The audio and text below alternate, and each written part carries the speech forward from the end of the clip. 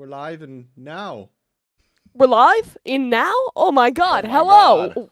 Welcome to Plat Chat, episode 211.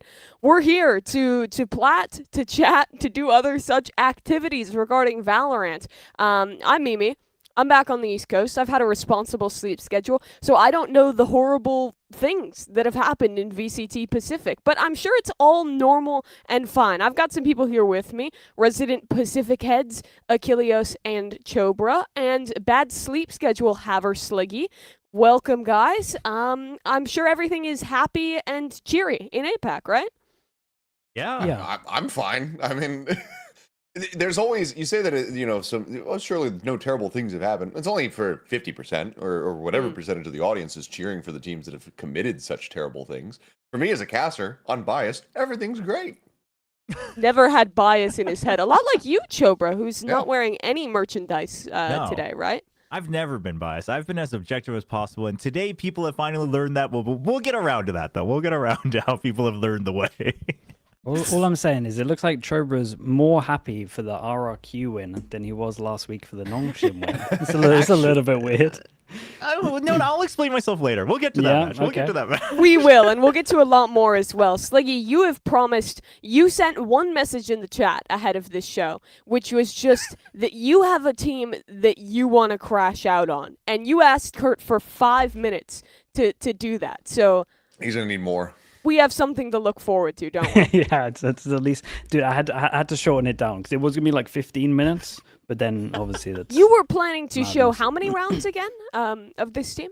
It was 12 out of 12 in the defense, but I've nailed it down to like 5.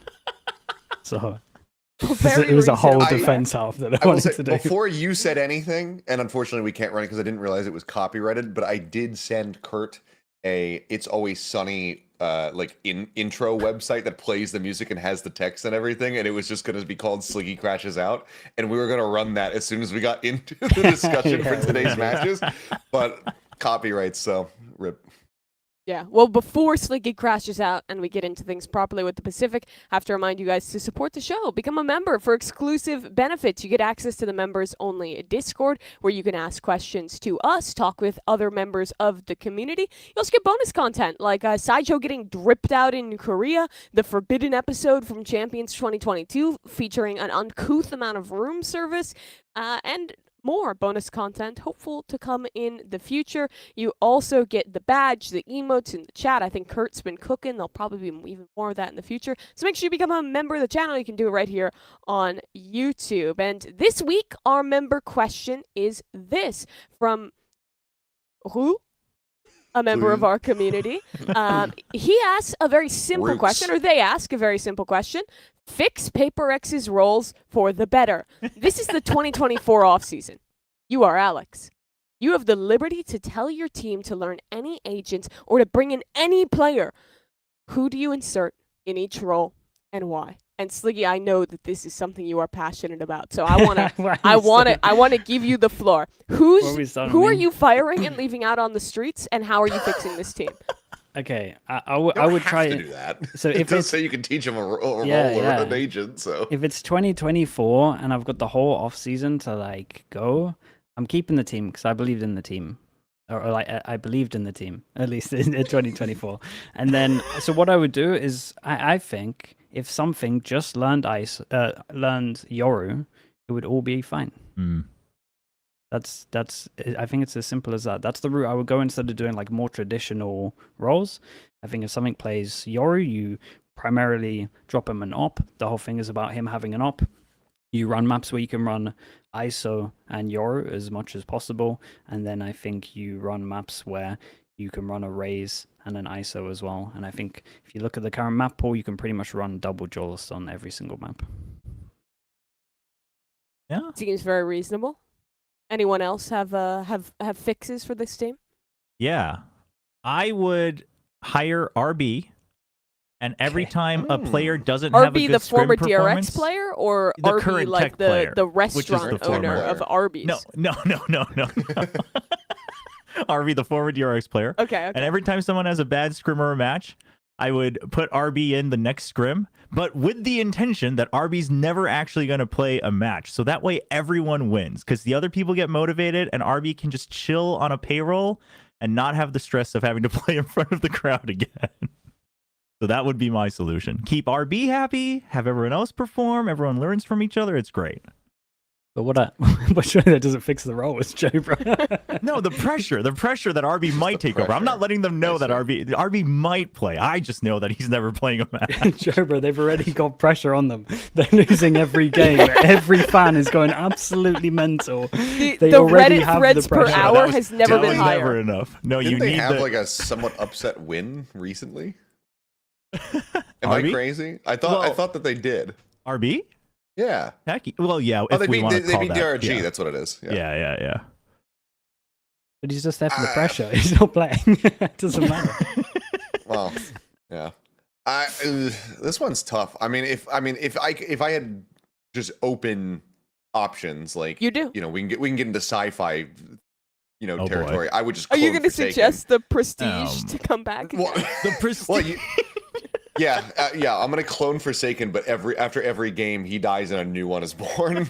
But we always have 2 on stage. But there can only be a maximum of 2, and then one has to die. That would be my first jump.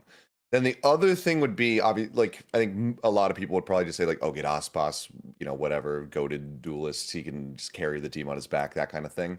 I don't think Aspas would fix this team. Nah, I don't. No. I don't. No. No, you I'm need a shocked. cultural cycling- revolution. You don't need Look, another I'm a duelist who shoots people player. I'm doing it off the top of my head right now. Like, you could do that. You could sign Demon 1 and get him into the roster, and then it won't fix everything right now, but it'll make everybody look at the decisions of the past and go, damn, maybe we actually had it better off than we thought. But I think that if you were really going to fix the team, I mean, one of the short side, if you're going to keep everybody together, I'd say like something really just needs to go, like just flash initiators across the board, kind of, you know, really just nail those down. And if you wanted to keep everything together as is, You don't want him playing. otherwise, Breach, you mean? I do agree. I think just with Sliggy, I think just getting that Yoru really up to speed would probably be the best thing for something. Yeah, it's crazy how much it would actually fix. Because then you could just have Jing on ISO, Jing on Raze, and then it would be Forsaken, Flex, Mind Freak, Smokes, and then Devi. Sadly, would have to play Sentinel, but I probably have the most faith that he can play Sentinel on the maps that you need to force it, if you need it. You can play double Smokes as well. But... Thank you, Rue, for your question. Remember, if you want to have your question featured in the future, become a member of the channel. You can do that right here on YouTube. You'll have an option to then join our Discord and ask whatever questions you want, and maybe have a chance to be featured as our weekly question. Let's continue the conversation with PaperX, though, because the reason we're asking this and the reason that the doomerism is staying high is because PaperX have lost now their 2nd match of the stage, their 3rd loss in a row. This one, a 2-1 defeat against Gen.G. And I just want to get kind of a vibe check from you guys. How dire is the present situation for PaperX? Because the community is up in arms. They're saying this team is dead, it's cooked, it's over. They are very, very disappointed in what is happening. But still, it was against Gen.G. Their first game was against DRX. How worried are we truly about the future that is held for PaperX? I think pretty worried. Very? At least where I am. Yeah, I think pretty worried. Yeah, dude. I know where you're gonna go with this. You're gonna go, damn, Fracture looked good. They got that one map that they can rely on. That's not. No. But it's Listen, it's I the reserve one. my That's the hopium for problem. select few teams. Okay, not everybody gets Okay, that okay. special opium. Like I still love this team, but like the problem with that is that argument is that like, okay, yeah, their Fracture looks good. That's the end of it. Like, how are you supposed to approach a draft? Like, how are you going to go into a best of 3, a best of 5? Like, it's even if they're playing best of 1s, Fracture would just be banned and they'd be screwed. Yeah, that's the problem, is that other teams actually get to ban a map, and so Fracture's kind of gonna be banned, and they don't really seem to have a second map that looks that good. And I just think they're so committed now with the roles that they're so far down the road that they just have to keep on going. But I just feel like they need 3 to 2 months longer to like get to the right level on all the roles that people are playing. So Yeah. I agree with that, which is why I don't know. I guess I'm at this point, like, considering the situation they're in and that we're in VCT Pacific, it's just like if you accept the fact that PaperX is most likely not going to Masters Toronto, then I'm still okay with it. Like, I probably wouldn't ever consider them still, no matter how much they improve, like a trophy winning team at the end of the year. But, 2-3 months down the road comes stage 2. Like, if they work it out, we don't know exactly what the plans are with Patman, right? So to me, I'm just like, I'm still willing to just see where this goes. Because personally, I actually like the idea of Forsaken being the primary duelist, and then something potentially being a secondary duelist. Do when you needed like for the double something duelist. breach? Because they have been putting him on that role repeatedly now. Look good on Fracture. Yeah, I actually think it's gotten even better than it used to be. And Yeah. it Well, was I mean, that doesn't. okay I feel like that's before. not saying a ton. It's- Oh no, Yeah. Something's Fracture was fine. It was serviceable good. when it first came out. Sure, Yeah, and then sure. it was. I'll give it you was, that. It was good. Now it just wasn't great. And like the problem is the argument will always be, well, what about Forsaken? But like Forsaken will always just be better on any other flex role as well, including the diversity of duelists that you can play, in my opinion. Right? Like obviously Jet, sure, something's probably stronger, etc. But at that point, I think if you just want consistency, I would rather have Forsaken be the one who can take the lead, etc. And then something, learns these roles where he's trading. The only concern for me is like Jing looked lost, man, in a lot of these rounds. And I mean, I don't know if that's just a having to learn your role issue or comms issue or what, but that's the only one where I'm like, I don't know if time fixes that. Like if this role gets fixed over time, but this was This round, was, dude. this was that's when we all knew that it was over. I mean, it was two very different emotions, because I was like, oh, Munchkin's back. And then I was like, oh, but also this just on the inverse is. Has it been 5 minutes? I think it's been 5. It's fucking miserable. It's been 5 minutes, yeah.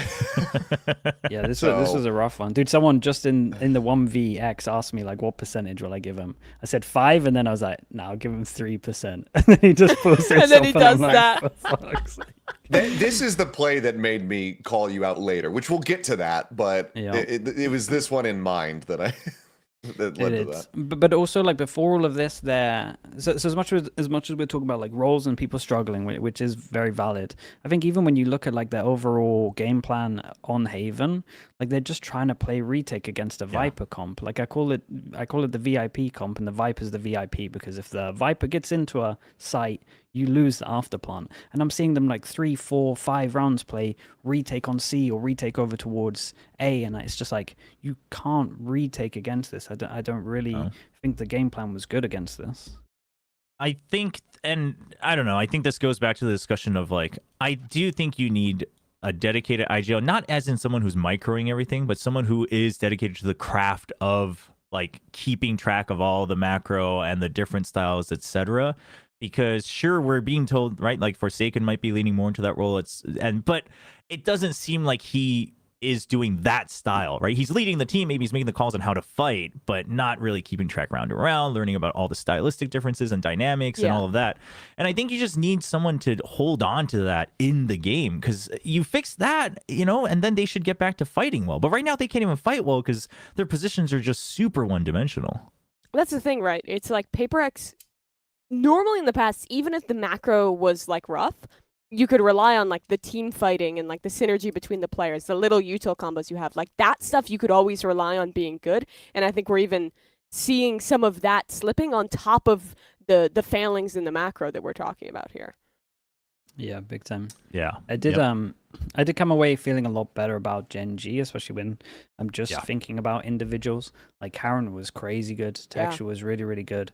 And even like in terms of the new guys, I still think Suggest is having a rough time in terms of like fragging, but he played his position well in a lot of like important rounds. Like he won them rounds just from staying alive in certain positions and getting like 1 kill. And I feel like Ash individually looked a lot more just confident. Like a lot more confident. So I think that's a great sign for Gen.G moving forward. So as much as I'm like super down on PaperX, like a nice confidence boost for Gen.G, because they did a lot of right, in my opinion.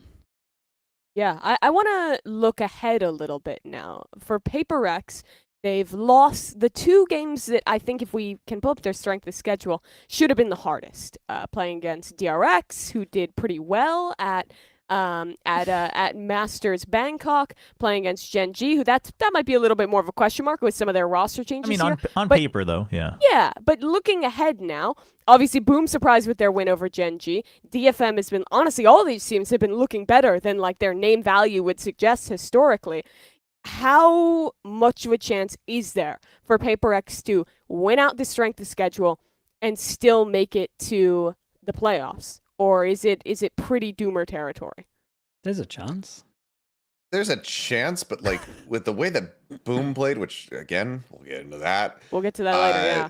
Boom looks like they pretty much win that with like pretty predominantly. DFM, you've maybe swing back towards PaperX's favor, but DFM only kind of need like they just need like a good week of prepping for like Jinbung and whatnot to like step up to be able to win against a disjointed PaperX. And then Global, I think, had a pretty off day today, and Boom also performed really well. Like none of these are guaranteed wins as far as I'm concerned for PaperX. No. Yeah, they're not. They're nowhere. I think you almost have like a guaranteed loss and then close to 50-50s. You think Boom is a guaranteed loss? Given what we've seen, yes, unless there's a huge as close step as up. it gets. Yeah, as close as it gets. Yeah, it's hard to argue against. I think they got the easiest. Well, they got the lesser teams left, so inferior on paper. So they can still do it, and I do think that the fourth spot is like relatively open out of GE, DFM, and PaperX, so they can at least get to playoffs. I still feel like, even if they lose to Boom. Can you imagine how crazy we would sound if we went back in time and we said, yeah, the fourth slot for playoffs is between DFM, Global Esports, and PaperX? Like, can you just imagine that? It's unheard of. But I mean, props to the lower teams for really bringing up the skill level. And dude, I mean, 2023, that actually, I mean, GE almost did make the playoffs. Like they were in a very solid position then. But fair. I feel like Pacific is pretty hard to call at the moment, or at least I can't call it right. This week was very hard. There's a lot of close games. It's so interesting to me because I feel like Pacific, if you look at like the last 2 years, was one of the regions where you felt like there was like a most clear like top teams, especially 2023. The amount of like just utterly garbage like free win teams that Pacific had in 2023 was outrageous. And now just 2 years later, they've kind of turned it around, and I feel like there's no team in the league that is truly like a gimme team at this point. Like Secret exists at the same time. The more I think about that, the more Secret exists. But compared to what it used to be, like I didn't say it. most of the rest of the teams, like you can make a case for them being competitive, which is pretty sick to see that turnaround for the league. Yeah, Yes. no, it's true. The middle of the pack and like the gap between top and middle it's the smallest it's ever been.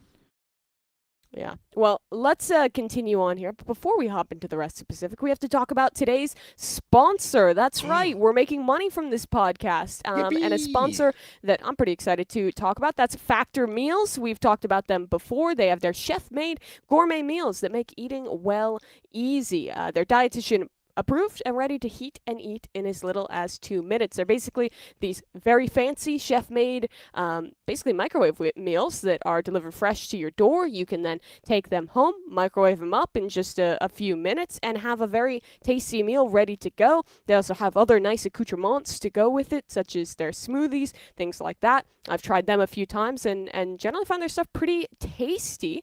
And it's also just super easy. You ever have a week where you're super busy with work or you're playing a ton of video games, whatever, it's an easy way to get actual pretty quality food at an affordable price and at a very easy thing. You can look at some of the meals here. That looks very fancy, very tasty, a ginger teriyaki salmon, and they have a ton of different stuff. So no matter your flavor palette, no matter what you like, they're gonna have something for you. They have over 40 different options across 8 different dietary preferences. So make sure you check them out. You can eat smart with Factor. Get factormeals.com/Valorant50 off. That's one word, code Valorant50 off. to get 50% off your first box plus free shipping. That's code VALORANT50 off at factormeals.com/Valorant50OFF to get 50% off plus free shipping on your first box. Thanks so much to Factor Meals for sponsoring this episode. Let's continue on though, because our Bangkok champion has extended their win streak yet again by taking down your beloved boys, Chobra. My poor boys. Look at what they did to them. Look at what what they did to Meteor my did boy. to them, man. I honestly, though, so objectively speaking, I think this is the best I would have imagined Nongshim to play in this match. Like, I think they had good ideas, etc. Like, assuming that they're playing the same comps, right? Assuming that they're playing the comps that they played.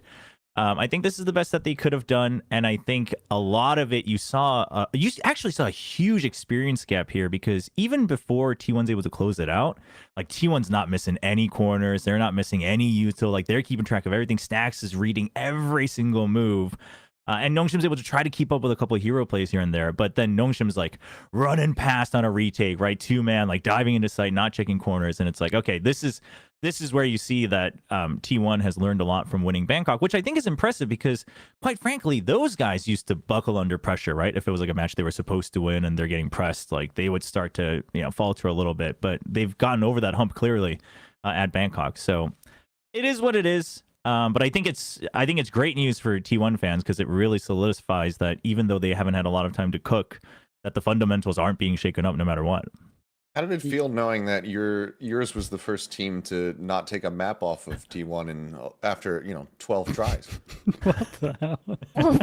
There's no way they lose 13-10, 13-11 to the current best team in the world, and that's the narrative you're pursuing. But it was the narrative, which sucks. It really was. You're like, oh, for the first time. Tribe's been 11 matches in a row where they always go to 3, and now they finally get a 2-0. It was devastating, to be very honest.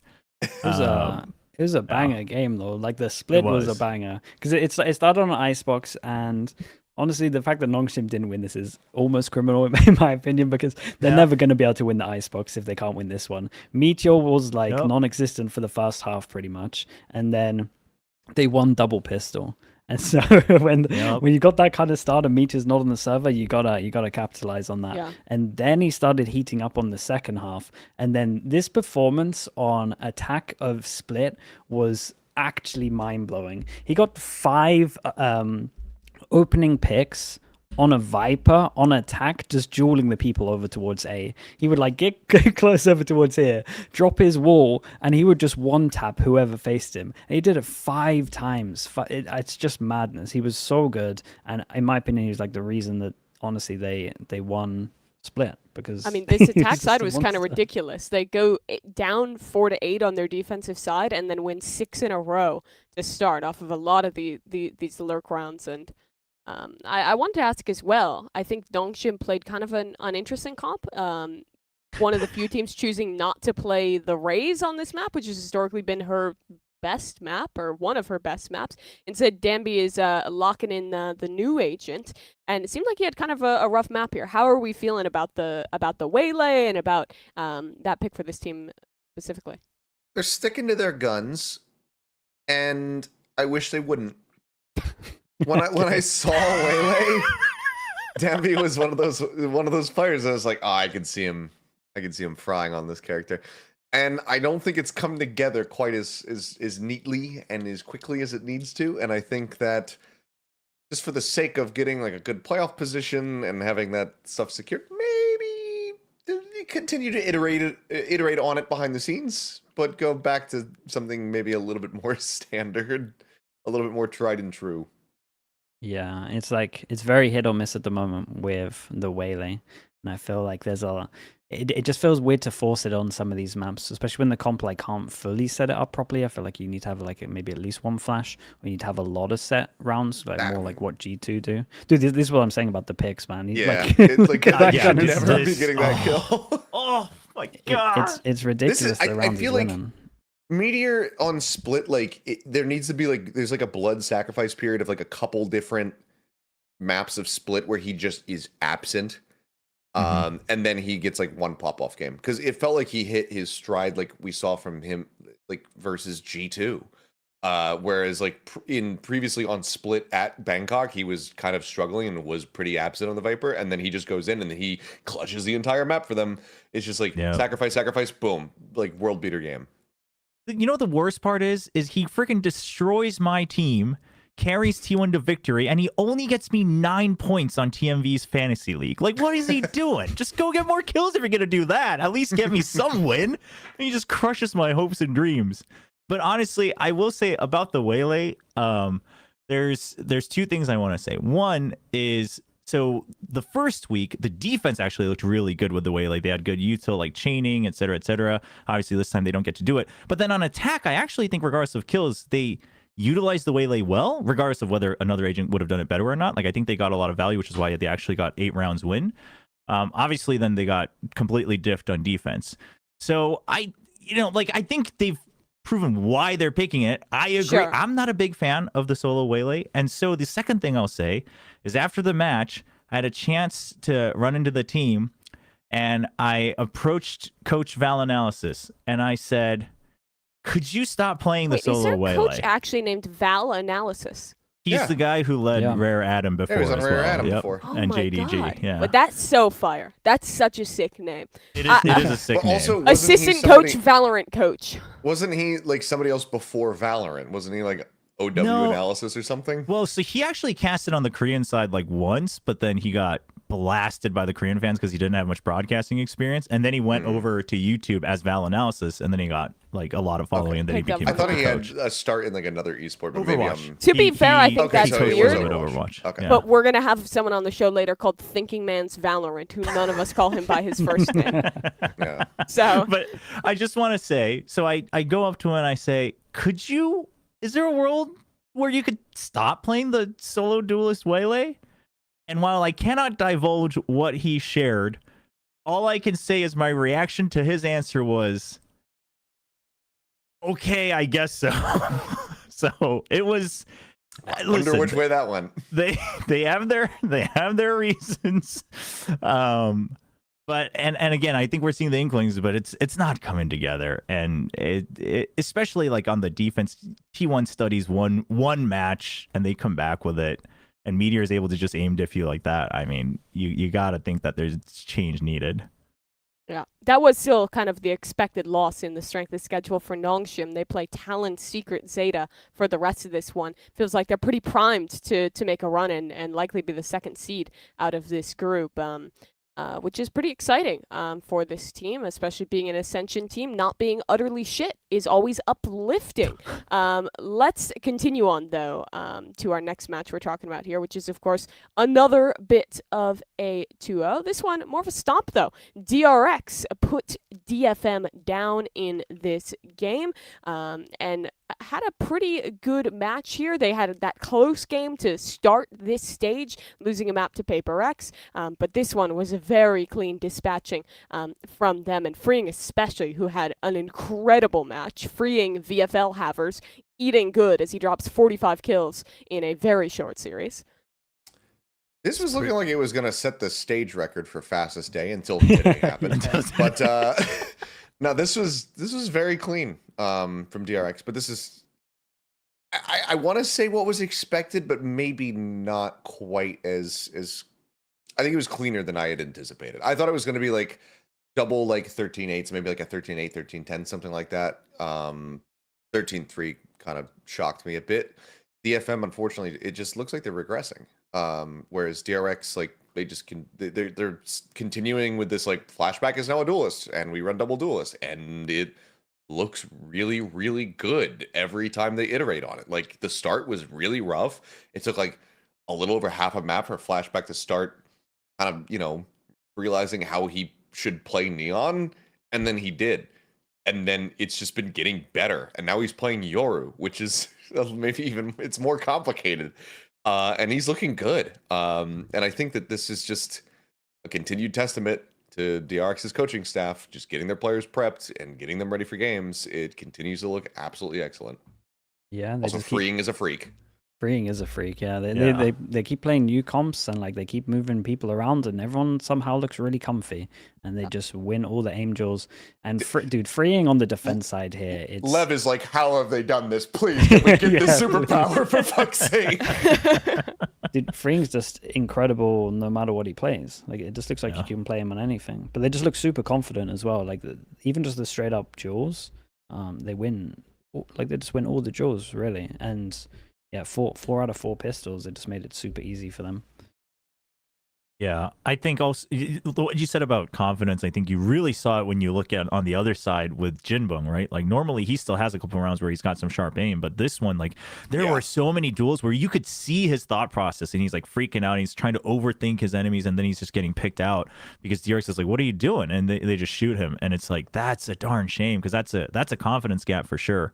But I also think the double duelist, even if Flashback wasn't actually fragging out, like for instance on the Neon in the beginning, I think a big thing that helps is it allows Hyunmin to just be a little bit more confident too. Because when he's playing the solo Yoru, he's had to do like so much, right? As solo Yoru compositions go.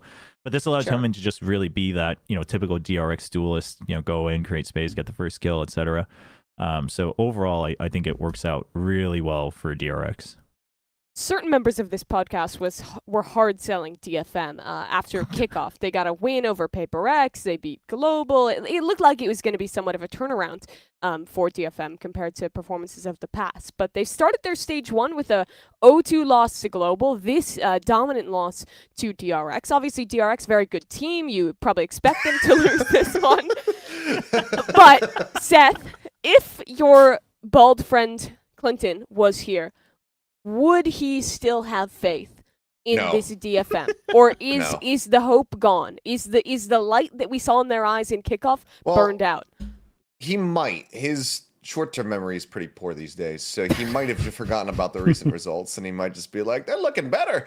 No, I think senility aside, he's also seeing that it's unfortunately not looking great. They're regressing. There's no other way to put it. Like they looked really promising in the off season, and it's you sound like an attorney. My client doesn't know what he said in the past. He does not recall. He did not defend DFM. I just have power of attorney. Okay. I'm in charge of the estate. Yeah, they have a pretty rough strength of schedule. Gen.G, Paper X, Boom. So it seems like the DFM hope might be flickering out at this point. From kind of clowning on things said on this podcast, I want to take a moment to thank someone on this podcast from saving us from a Plat Chat guarantee that could have gone very, very poorly. RRQ played Talon this week, and RRQ came out and looked pretty damn good in this match. It was an incredibly quick victory over Talon, and Chobra, you saved the day. You know what's crazy to me is that, okay, I just want to go ahead and say that finally people are seeing that RRQ is actually a good team. But for anyone who is believing in RRQ, I just want to say these aren't the games you need to be concerned about. When they win 2-0, they win 2-0 and they win pretty hard. The games you should be concerned about is when they're tied 1-1 because they just can't close them out. Like that's what you need to be concerned about. So listen, I've been through it all. I can now distance myself and see clearly. They're still a good team, but they just can't close it out. But I mean, this one, obviously Talon looks messy as all hell, but RRQ just continuing on from last week, they still look pretty drilled. And I think they're understanding their roles very well. I think Crazy Guy's calling was even smoother today, this match than it was last week. So yeah, there are definitely positives to take away. Seth, I want to ask, do you have anything positive to say about RRQ? Because once you're done, we have to let the pit bull off the leash. Sliggy has been hankering to talk about Talon here. He can barely restrain himself. It's been building up, and I can't wait. RRQ, they looked better in the bounce back than I could have anticipated. I mean, I expected still clean performances out of Jemkin, Cushy, etc. But I think that Crazy Guy, his calling way cleaner across the two maps than what we had seen last week, where he kind of peaked with one and then just fell off a cliff when they got to that attack side. They had much better ideas, much better prep versus Talon. And I'm gonna mute and I'm gonna turn my camera off because I want every bit of focus siphoned into Sliggy and what he's about to say. So I'll see you guys on the other side of whatever is about to happen. It's 11:36. Your Yep. 5 minutes starts now. Okay, so we're going to ignore the first map. We're just going to go straight for Ascent. Okay, we'll go straight for Ascent. I've given you a good amount of clips, and we'll just go through them. So, yeah, just start going the first one. So, the Talon decide to play a double Sentinel comp, something that G2 has just shown as a masterclass of. And they're up against an eco. If they lose this round, they have to eco themselves, and they decide to push against the eco. You have two Sentinels that are really good at stalling people going over towards the site. And they decide to play retake over towards the site, go aggro middle. They actually get the first kill. They know the Crashies here because he just killed them. And then if you zoom into the minimap where they're going on for the retake, so they're kind of looking for Crashy at the moment. They're fighting over towards the site a little bit. And you see the tail is still looking. They're still looking for Crashy. Clears over towards short. Okay, he's not here. Do we call to the team that is over towards A main? No, we do not. We just decide to ignore him. He must have just disappeared. He gets all the kills on site, and literally just no one is even aware that he can do this. It's a full eco. They've gone aggro. They've decided with their team of a comp that is full blocking comp to play full retake over towards the site and go aggro. Something that G2 literally never did in all of their defending rounds. And then we got the next one. What are they going to do on this? Are they going to go aggro, or are they going to stick and bunker? Are they going to bunker on the sides, or are they going to go aggro? Of course, they're going to go aggro. Wait, which one's this? I think this is a different one, Cut. This Utah. No, Cut, play it. It's fine. We can just do it all. So this one, Utah-wise, doesn't make any sense. We get caught out, if you want to go back a little bit. He gets caught out just throwing Gravnet. We don't need to do this. He has a sonic sensor on short that he can throw his Gravnet off of. For some reason, he's jumped around the corner to get the Gravnet. They can't combo with the Teo, because the combo of Teo is over towards B, and he's over towards A. Something that they did every single round, apart from 2, by the way. So they can't actually have the combo of the Teo. I don't get why they're playing the Teo if they're going to do this. And they just lose out by 2 people jumping out in the air, and they're not comboing the main combo of the comp. They just instead of like letting them come up and getting into the death traps where you can throw your util, and just trying to randomly throw the util, and they both get caught out jumping. And then, give me another one. Let's see what we got. It's just mental, dude. I had 12 rounds. Another one. They decide to go aggro. Primi, what is this peak? Like even when you should be jiggling out if you're going to go aggro. It's like he doesn't trust his team top middle to even like fight. So they decide to go aggro. He isn't aware. He doesn't have a proper peek on him instead of like jiggling out. Normally see him do these crouch peeks. What are they doing? Are they going to play retake over towards the site? Of course they are. They're trying to push behind. I get that they have a Euro ult, but you have so much still. You have a Vice wall. You have Vice Fawns. You have Vice ult. You can stall on the side itself. It doesn't matter about the Euro ult. They just decide to push again. And it's so weird to see them play this comp where they're just deciding to push every single round. Okay, you can skip this one and go to the next. Because of course they lose it. Take a deep breath. You still have 2 minutes. There's a lot of rounds to get through. Trust me, we still got a good amount to go. It's just so, man. We'll get on to like this one. Right, so the comp is good at bunkering. They drone, they spot one over towards middle. They have no info of how many people are over towards middle. So what do? They decide to crunch middle without any info. So, and instead of using any util for the person close, they salvo Teo over towards short, and they're just playing a guessing game. They don't clear Gemkin, and they would have all got traded as well, considering the positions of Talon. And it's just like, why are you going aggro? In a comp that doesn't need to go aggro. They never used their defensive wall once at middle. It doesn't make any sense. Like, you can use a defensive wall, then when the wall gets triggered in terms of the Vice wall, then you can throw the deadlock wall somewhere else, and then they have to go back and rotate, and then you should get info if they're breaking the wall or not, so you can stack the sites. Instead, they're having no Vice wall over towards middle, so they perma got to play like one middle, or do this weird thing where they just decide to duel with 5 people or over towards middle. And then, Kurt, you got another one for me? This one's criminal. Look at the Teo ult on this as well. Oh my goodness. Info right now. You got the Euro being a drone. 1, 2, 3. We got 20 seconds on here. Should we Teo ult where they're going to try and get into once they come out of here? Or should we Teo ult behind them? Of course they're going to Teo ult behind them. 20 seconds left, by the way. just getting through the choke point. They tail ult behind them, hits no one, and then they don't even combo anything in terms of the stun to help their teammates. There's 4 on site with 20 seconds left, and they have a tail ult. Like, I just don't understand what they're doing. It should be a comp that struggles to get the enemy struggles to get through choke points, and they just let them out through choke points, and they never play the right people on the right site. I've got a deadlock perma over towards A, throwing the wall over towards A main. The Teo's not even there to combo with a gravnet if they're going to start breaking it. I give you a picture of how you should play it's okay. It's okay. Talon's not here. They can't hurt you anymore. They can't hurt you anymore. Take a deep breath. Get a sip of some Saratoga. Get some banana in you. Give me this picture, because this is how it should be played. It should be when they go deep to break the wall, then you gravnet, then you Teo, and these two should be playing together. And then the Vice should be playing over towards A, and then you have the Vice wall over towards middle to get information. It was so painful. We saw C9 give us an absolute masterclass. We're seeing Vic with like 20 assists because it gets to the 20-second mark and the other team have to force through a smoke. He's got 20 assists within like 15 rounds. And we're seeing them here just push middle and just fight. Do you want to remind me? I was saying this on the stream. You know when you watch those like American Idols or whatever, and you have the singer, and it's just like we saw EMEA come out. Absolute masterclass. He's got a voice of an angel, which is like, damn, that's fantastic. So we just watched that, and then literally you just see Frost come out after. Frost comes out after, and it's just one of those things where like the parents haven't told him they're a bad singer, and he's just ready for it. He's like, here's the comp, look at me go, and it's just like, oh god, it's just one of those. It's like, damn, dude, how did no one tell you that you can't sing? And like the comp is good, but the macro is one of the worst things I've ever seen. It was so bad macro wise. It was so painful. Can I get you to pause for a moment? And then from Mimi, Chobra, and then the collective viewers at home.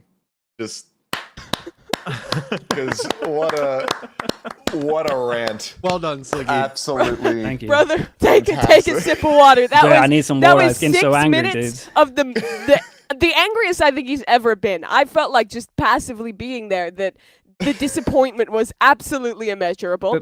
Because it's sorry to interrupt. God, I'm still going. Oh god, he's got more. It's just like when you have a comp. There's an encore. Yeah, when you have sorry, I heard the clapping. When you have a comp that is so good, no matter who you play, if the thought process is good, you should always beat them. Any team. Cloud9 yesterday, they could have played any team in Valorant, they would have won. This, like, it's just criminal that you can only get 4 rounds on your defense with this comp. It's just so bad. And it comes down to the thing where Talon always like brag about having 2 comps. But if your 2 comps are shit, it doesn't matter how many comps you've got. I could have been in Liquid with 5 you're comps. You're getting to the point where you'd have to ban yourself in your own chat. Dude, I was at the point. I was tempted to just leave. Reflect on what's going on. No, yeah, I was losing my mind. Oh, bravissimo. Fantastico. Well, I don't think there's anything left to be said on that game. Yeah, we should just end the show. Yeah, let's. Sliggy, thank you for that.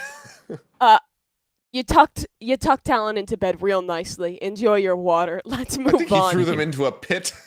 Yeah, maybe a little bit more so that one. Let's move on though and check in with how our viewers are doing. Last week's specific match of the week was T1 playing against Nongshim RedForce. The viewers picked T1, and let's see how your grade was.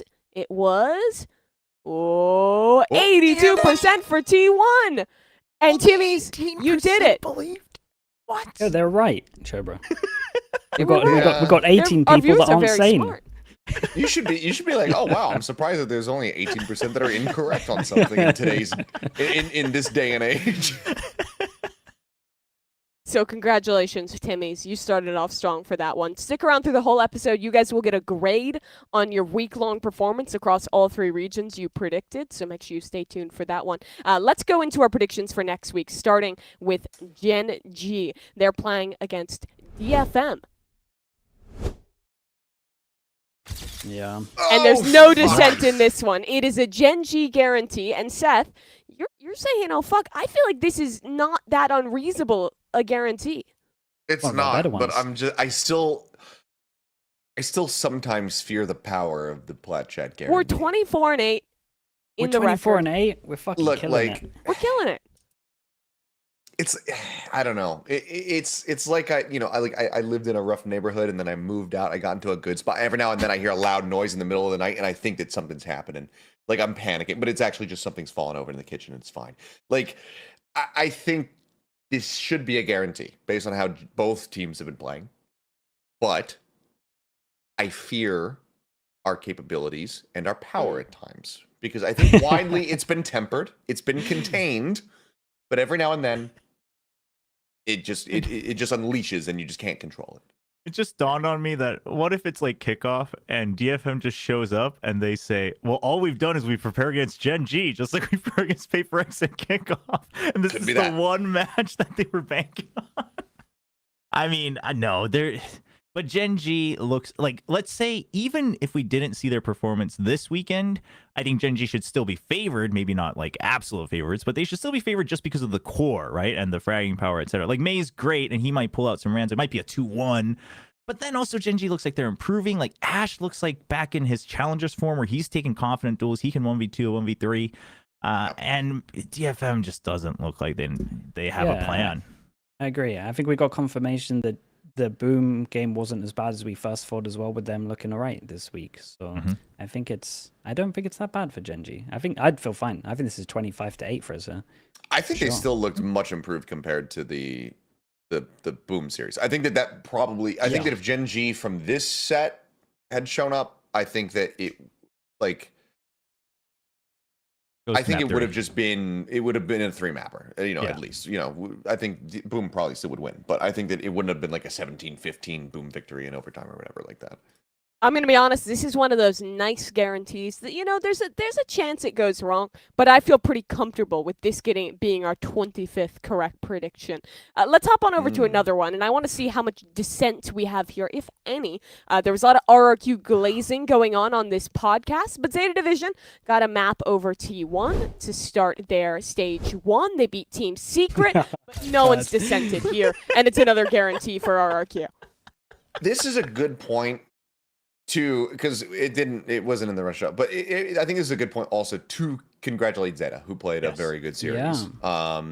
They are, they got the win, first win for Japan here in stage 1, looking very good. First win for Zeta in 2025. I think that they looked very improved. So I just, shout out to those guys, and they beat a fraudulent team, so it's all good. Oh, they beat the fraudulent team. Why did you end it like that? Right? Uplifting. Because I have to. It's just part of the character bit at this point. Dude, Sliggy, after what I heard 5 minutes ago, I'm not sure if you can take the nice guy moral high ground much longer, buddy. No, dude, because honestly, it's slipping. The mask is slipping, Sliggy.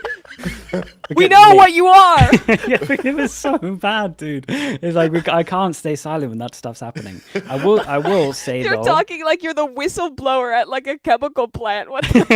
Yeah, pretty much. It's just too outrageous what's going on. I have to speak up. In terms of, I'm actually going to flame some more people. TALON's poisoning the water supply. Yeah. Oh my god, he had a taste for violence, and he's going to go back in. I've got a flame, but it's like there's a compliment in here as well. So I got to shout out XQQ because he does have a better understanding of Icebox than the other 6 coaches combined put together. So big shout out to XQQ. He is definitely worth his weight in gold. And to be honest, ever since they've kind of joined the team, like come back and join the team, they look really, really good. And that's their first time they've looked good on Icebox for years. Yep. I didn't realize his name was Hibiki. He's named after our goated whiskey company. Oh, yeah. Yeah. Dude, is he the heir to Hibiki? The whiskey throne? Dude, I gotta, if that was the case, you gotta start talking to him, Seth. Yeah, I gotta schmooze up to XQQ. Let's hop over to our next match, though. Unless you have something to say on this, Chobra.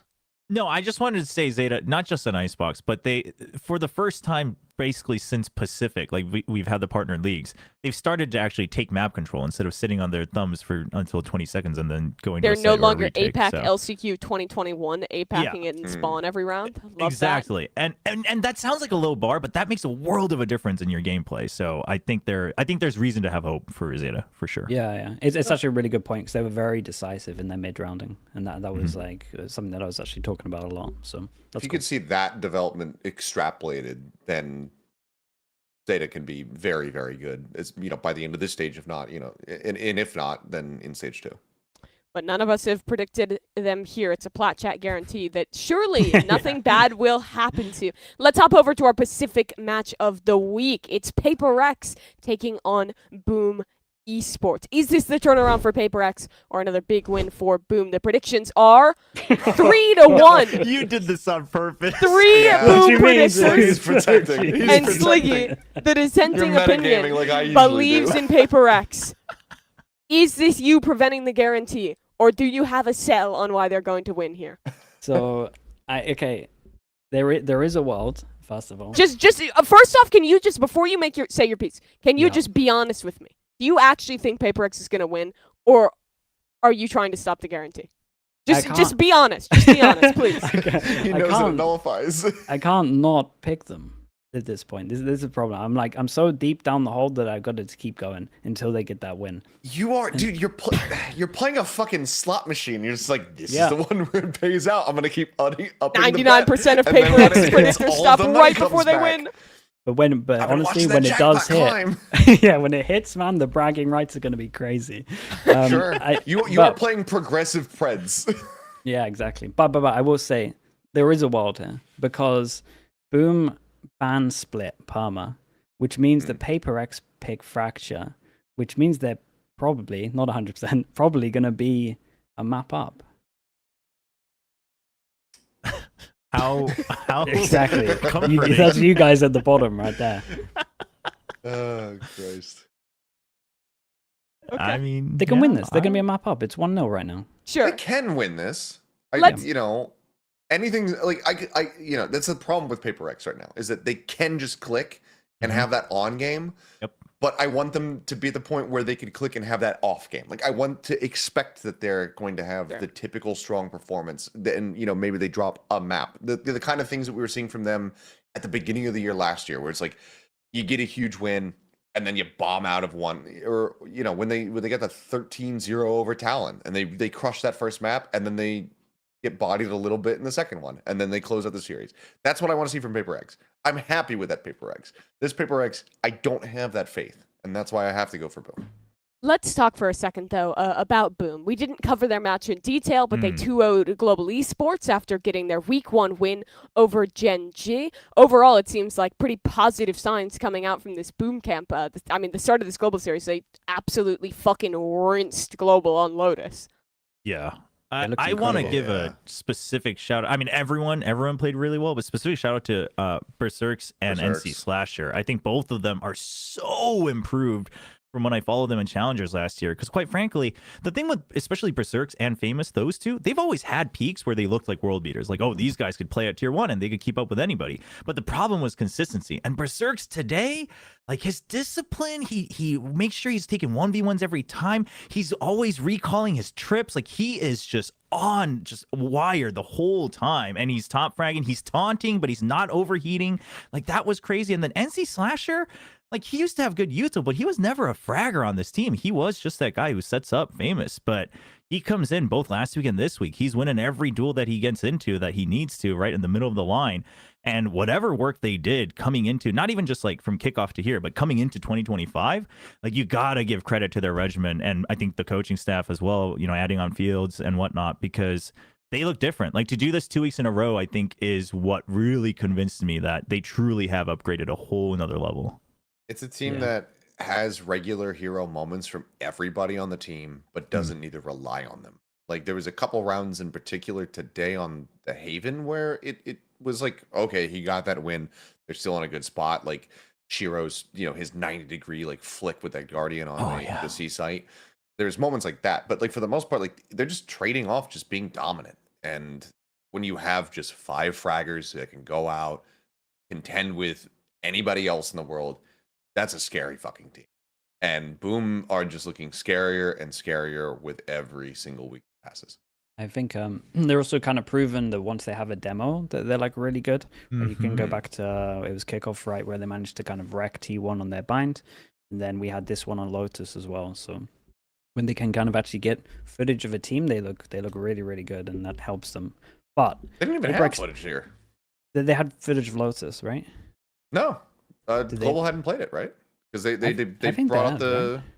they brought up the ISO for the first time. Oh, maybe I'm just fully wrong. Oh yeah, that is true. Well then, Yeah. No, they played it at kickoff, but it was They played it at completely kickoff, but different yeah, thing. but Yeah, it but was they had the different. So other they one. hadn't seen Oh, it in okay, like okay. the kind of current iteration. So they Oh, were see. just, and I think that's why this was a little bit closer. Because I think I agree with you. I think that if they did have tape, it would have been more decisive, like the Lotus was. But I Sure. think that there were a couple times, and Udathon had some very big heroics to clutch rounds for them. I think that's why it was, as contentious as it was. Well, this is our Pacific match of the week. Remember, if you want to keep the Timmy win record good, to vote in the poll. That'll go up on the community tab later. Make sure you subscribed and check that out. Let's go to our next match. Talon's going to be playing against Nongshim RedForce here. We heard a good 5 minutes of the thought on Talon, and it's a guarantee. I feel like no Sure. surprises there. Nongshim's been on the up and up. Chobra, why are you hiding from this one? This shouldn't No. bring you fear. It's No, Talon. listen. It's fine. Yeah, it's fine. Talon's in the dumpster. It's fine. It's gonna be fine. And also, I just want to take this chance because a lot of people are looking at RQ winning, against Talon out of all teams, and they're like, "Oh, Chobra was the problem." And I just want to remind them they all tried to come into my chat last week, and tell me that I was the problem until RQ lost. So listen, if your team can't win with my curse, you don't deserve to win. And Nongshim won with my curse against RQ. Damn, dude. So I'm fine with it. All right, they're gonna be fine against Talon. It's gonna be no problem. I think that was actually me. I think I sent loads of chatters over to you so that you were the curse. Oh, dude, it wasn't just you. It was friggin' General Everyone. Sun in Indonesia said that everybody. Yeah, it everyone's was you. doing Like that. tons of people were sending people. I respect that. This does I feel like mean- a pretty clear one for Nongshim, though. Talon in the dumps a bit. Give me a percentage, please, guys, because a Plat Chat guarantee it doesn't give the full story. I tell you what. Out of all of our guarantees, I feel the is least the confident closest. about this. Yeah, Mhm. because as much as Talon's ascent is fucking abysmal, they actually can change stuff around within a week, and the individuals are very, very good.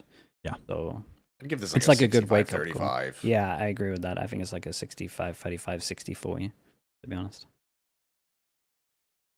That's reasonable. Hopefully nothing bad happens here. Another one that might be another guarantee. DRX are going to be playing against Global Esports. And yet again, I it's a mean, Plat this Chat is- guarantee. This one, again, definitely, I think, more clear than the last. DRX has been on fire. They had a dominant 2-0 win last week and have just been kind of riding the high of, well, they lost in the group stage at Bangkok, playing, honestly, really well at that event, and then keeping that form here in the Pacific as well. This one's a lot more safe. This one's probably Percentage? more like a 90 to 10. Oh We gave boy, him a 90, 10. 90 to 10. Did Oh, Bola no. TW Yeah. teach you nothing? No, No? No. he taught me that he loves Fortnite. That's about it. He taught me that he was in the tub. I mean, yeah. but it's not just because of G's performance today. It's also, I think DRX has just been looking so smooth, right? It's smooth sailing for these guys, like we talked about. They're switching roles. They're still looking good. The fundamentals are there. Freeing's fragging out. I mean, I don't think there's any reason to think that DRX wouldn't take this match, to be honest. Do you know the one?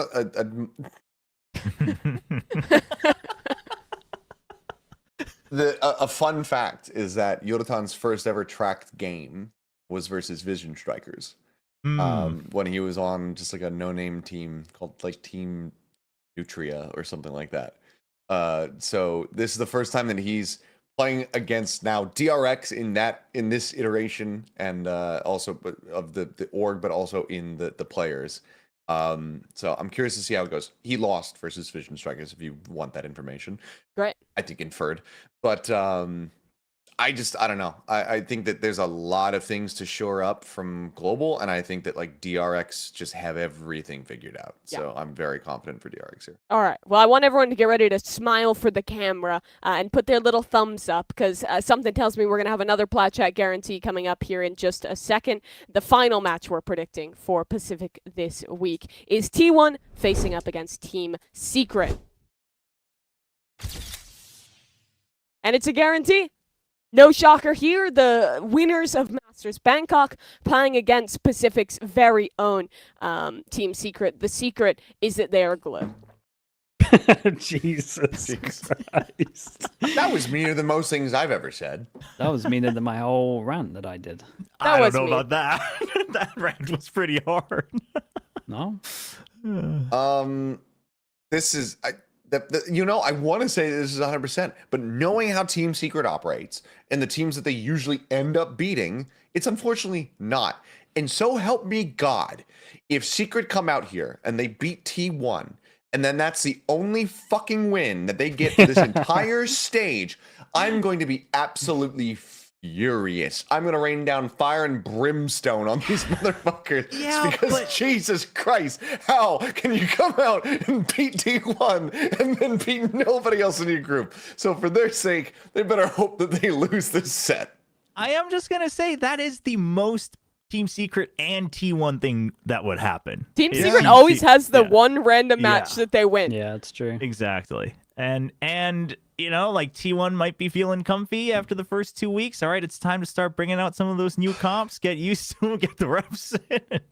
Secret, but I mean, I can't, because I mean, look at it, right? Even on the Icebox with like the arena and stuff, you know, it doesn't look as drilled, and eventually their experience just shines through. I think winning that trophy meant so much for these guys, like to have that confidence that we don't lose, so we just have to keep to our guts. And I think they should win. Absolutely. I Probably could see a 2-1 world where though. they get a map though. But Yeah. like Yeah, yeah. like Envy, honestly, despite the team playing bad, has been fucking incredible. Like that He's guy so is good. so back. good. Like I would love to see him on a team that can get some wins and be competitive, because I think he is a legit good player, even at the tier 1 level. He really is. Every time I look at Envy, I just think of that. I'm tired, boss. Like I just think of that image. Like this guy is just so good, man. And again, and I'll reiterate this for anybody who doesn't know, I want Secret to be good. I want Secret to be reliable. I don't predict against them because I actually dislike them. I want them to be good, but they always let me down. Envy has always been the consistent factor for the team. I just want the rest of them to be good. To take away from the Team Secret stuff, I also think that T1, they had like a big lesson. I feel that happened like midway through Bangkok, which is when they stopped like picking the like solo duelist maps and started picking like the actual double duelist maps, where they used to pick bind, and they're like, hold up, maybe we just win every double duelist map. And it feels like they're really on top of that being a win condition, because even though it's not a double duelist comp they play on Icebox, it plays very similar in terms of like the chamber and the Reyna. So it's a really good sign for T1. Because they can play double duelists on pretty much every map at the moment, and that's a scary aspect when all of the maps they weren't good at was the solo duelist maps. So, scary team. All right. Well, Pacific, a lot of guarantees, which should not be scary at all, because famously, there's never been an upset in VCT Pacific before, and nothing weird has ever happened. We should be extending that 24-8 to maybe a good old 28-8 by the time we come back next week. We're going to be moving over to EMEA next. Jobra, thanks so much for joining us. I think I'm staying on for Wait. EMEA, no? Oh, I may Who's have leaving? I may have the wrong. I mean, typed Wait, the Seth, wrong you're getting thing. leaving. booted live on I'm air. leaving. Jobra, Listen, I got booted right before Christmas. We're so I firing might as well get you. booted. Fuck this guy, get him out of it. no, I was just generally thanking you in the middle. No, but I yeah, know. Jobra, All good. thank you so much for getting on. Achilles, get the fuck out of my video ninja call. I'm kidding. Wait, no. He's still here. We can hear He's him. still here? I'm Okay. still Countdown here. on screen. It's fine. No, Thank you, Seth. I have a video shoot in 7 hours, so I'm out. Oh, Thank you. damn. Yeah. Yeah. Well, thank you for joining us, Seth. See You're going to y'all be next casting the time. games next week? Yeah. Yeah, some of them. All right. Unless Well, I get Chobred. Goodbye. What the Nice. fuck? All right, let's get TMV in here. This guy's let's a get Tory troll. Man in You're this back. call. Hello, Tory Man. Is your name actually Christopher? You know what? Wait, That's really? wild. What? Oh, sorry. Yes, I do have a name. What did you think it was? I don't know. I don't know. Not Christopher. Why not? Thinking. I don't know, actually. If I had to guess without knowing that it was Christopher, I think I'd guess a James. That's my middle name, funnily enough. Oh, look at that. Okay. Classic white man.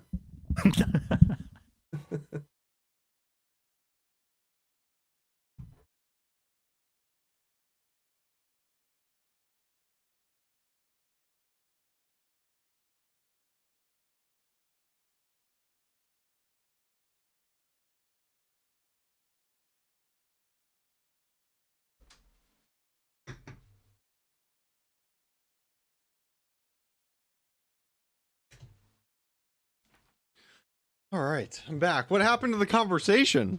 I just come we're back. just listening to the sound of silence. Oh, No, great. don't you play music during this? Yeah, I but you guys prefer were the talking. I didn't silence want to interrupt to it me. with some bangers. Well, nah. You have Fine. license to play the Minecraft rain music. I don't know. I'm so worried about copyrights ever since we got our video removed from playing a cheese roll video. That's so Like crazy. it straight up deleted our entire video. So I'm scared about copyright. But Kevin McLeod music is always good. Or always good for copyright. I think it's the best music ever made, so. God. Imagine Kurt listening to this as he... This is what I listen to when I go to the gym. Yeah. Oh, I thought you're on I've your hit way to so America's. many PRs with this. That's amazing.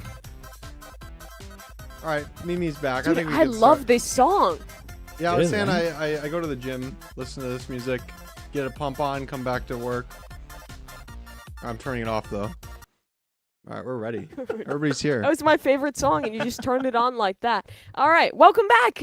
We're here for EMEA now. Welcome, Mr. Man Who Thinking's Valorant. Hello. Cool.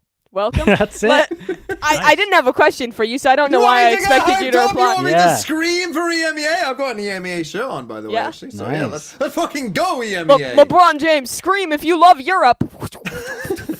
defaulting for 10 minutes. Randomly dropping our players. I don't know what's going on.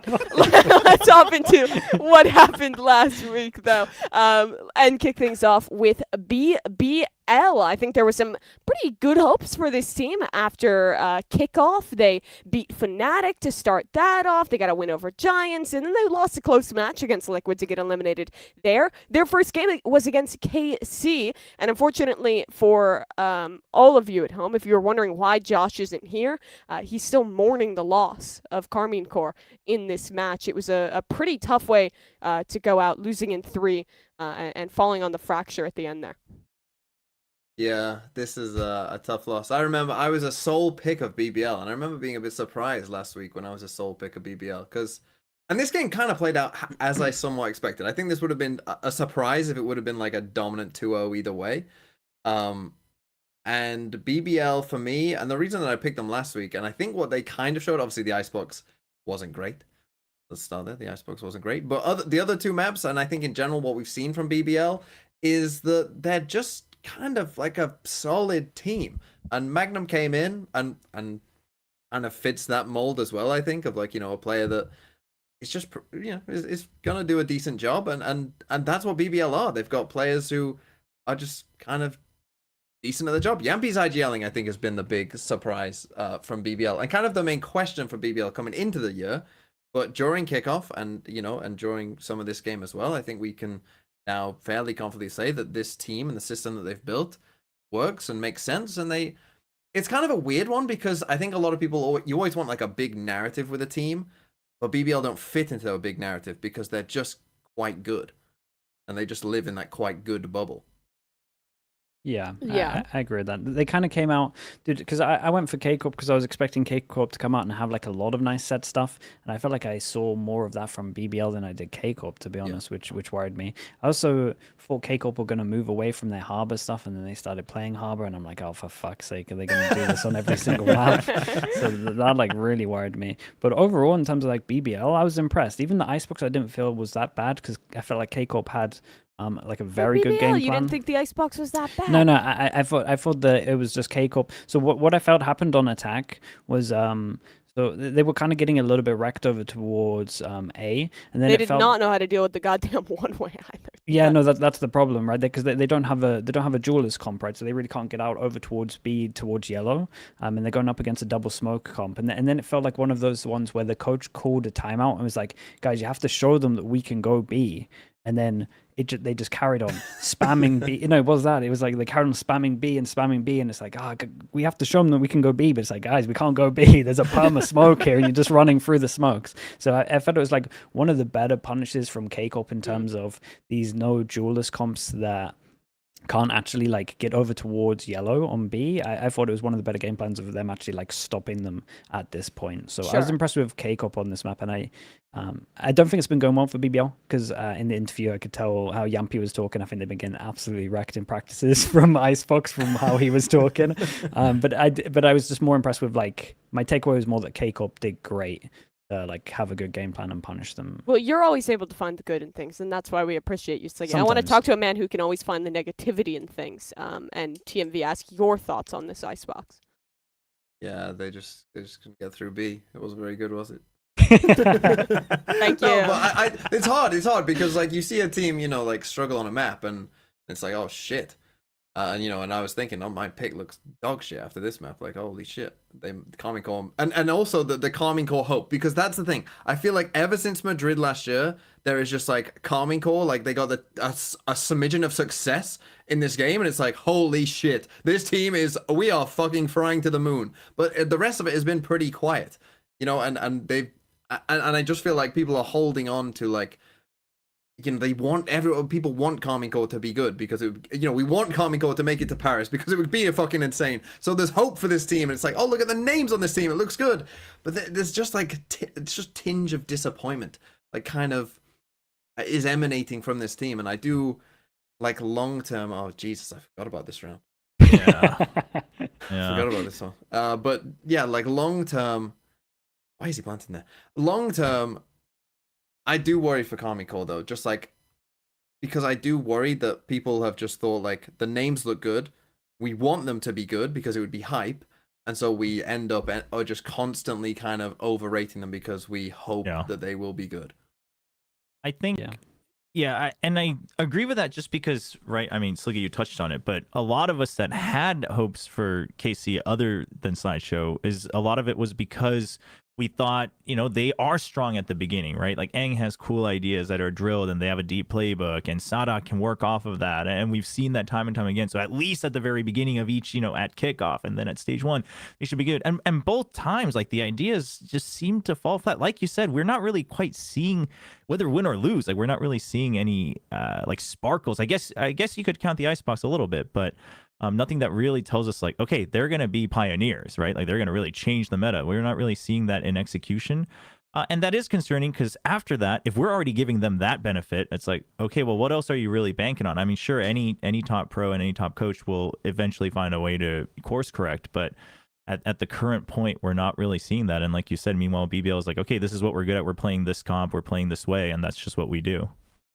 Yeah, for BBL too. Obviously they didn't, I think, fully live up to what we had hoped they could do in kickoff, losing that lower round match to Liquid, but still had a much better performance than we've seen previously from this team. But looking at their strength of schedule, they play Liquid next, and then it's Koi, Gentlemates, Foot. Obviously that Foot game is going to be difficult. The TL game I think could go either way. But this does feel like a strength of schedule for BBL to be a pretty likely team to be making it to the playoffs, especially if they keep the form that they were showing in this KC match.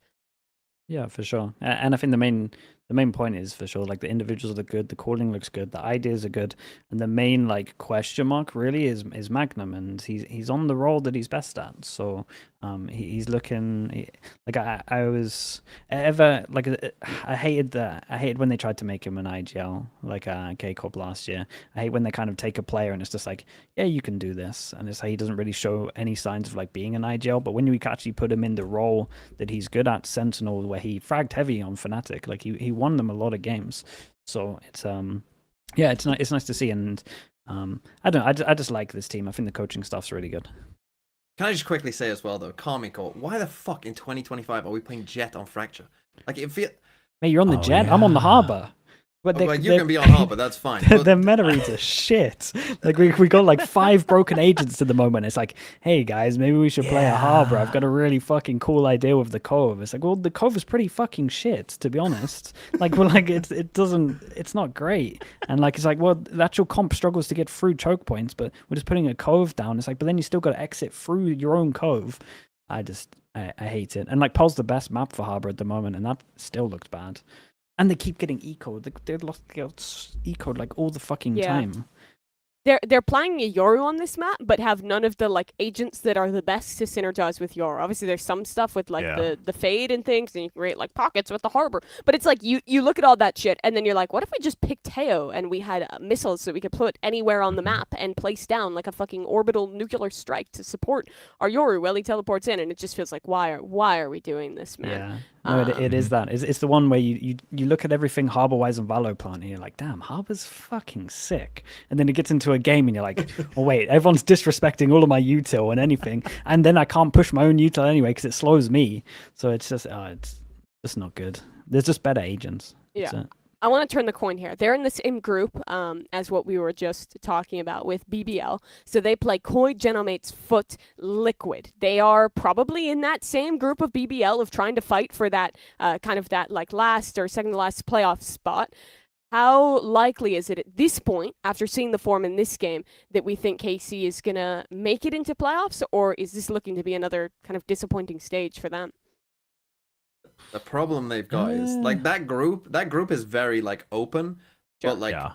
whoever won the BBL Karmine Corp game, like you're probably gonna make playoffs. Like that game, as weird as it is because week 1, but you will probably make playoffs. The other team is in trouble, right? Because that group is very wide open, especially because Gentlemates, you know, look like a decent, and we'll get to them, but you know, they look decent. Like, you know, that group, I mean, honestly, I have no fucking clue what's gonna happen. But that BBL Karmine Corp game, like, could actually decide, like, oh, BBL made it, Karmine Corp didn't because they lost in week 1. So I would say it's not looking that great, to be honest, because like, do I trust Karmine Corp 100% to like beat Gentlemates? No, right? Do I? They probably won't beat Foot, right? Liquid will. I mean, they wouldn't be favored it felt right like now. both these teams should have been shoo-ins for the playoffs, and it should have been, you know, Koi and Genomates missing it. But then Genomates went and decided to win their opening match against Team Liquid and be a better team now. So this is definitely a scary look for Les Bleus, but we'll have to focus on the rest of it in the future. I don't know why I fucking Frenched it up like that. Okay, le deuxième match de cette journée, that's day. I don't know if I'm going to shut up with the French and move on to Team Heretics. They played against Apeks here, which on paper should have been a pretty lopsided game, but it turned out not to be. Apeks actually got a map in this one. They petered out at the end and kind of got their shit smoked on map 3. But the Ascent was a very nice start from them. And for once, Apeks won a match, and it was not the fluorescent show. This was Avova in honestly form. I don't remember the last time I saw this good from him. He was outrageous in this match. They just look great, to be honest. When it got to Ascent, I was just watching some of the stuff, and I'm just watching them like on defense, like re-clear every kind of bit of pressure that Heretics did within like the first 5 seconds, and then they can just get a good stack over towards the sites. They were playing with such confidence. I felt like the deadlock stuff looked really good. The individuals were like very, very strong. It was just overall very impressive. And I even think if you look at Icebox, they had some pretty good stuff as well. So I think they've been spending a lot of time. And dude, people are going to ban that Ascent because it's actually a really like top tier Ascent. So it's great signs from them, to be honest. Yeah, they looked really comfy. They're using the deadlock pretty actively as well, mostly staying active, like you said. I mean, Avova definitely had a great game. Will he always frag out this much? I mean, who knows? But I think that comes with what Sliggy just mentioned, is that they know their protocols so well that everyone is so confident in the fights that they take and the positions that they're taking.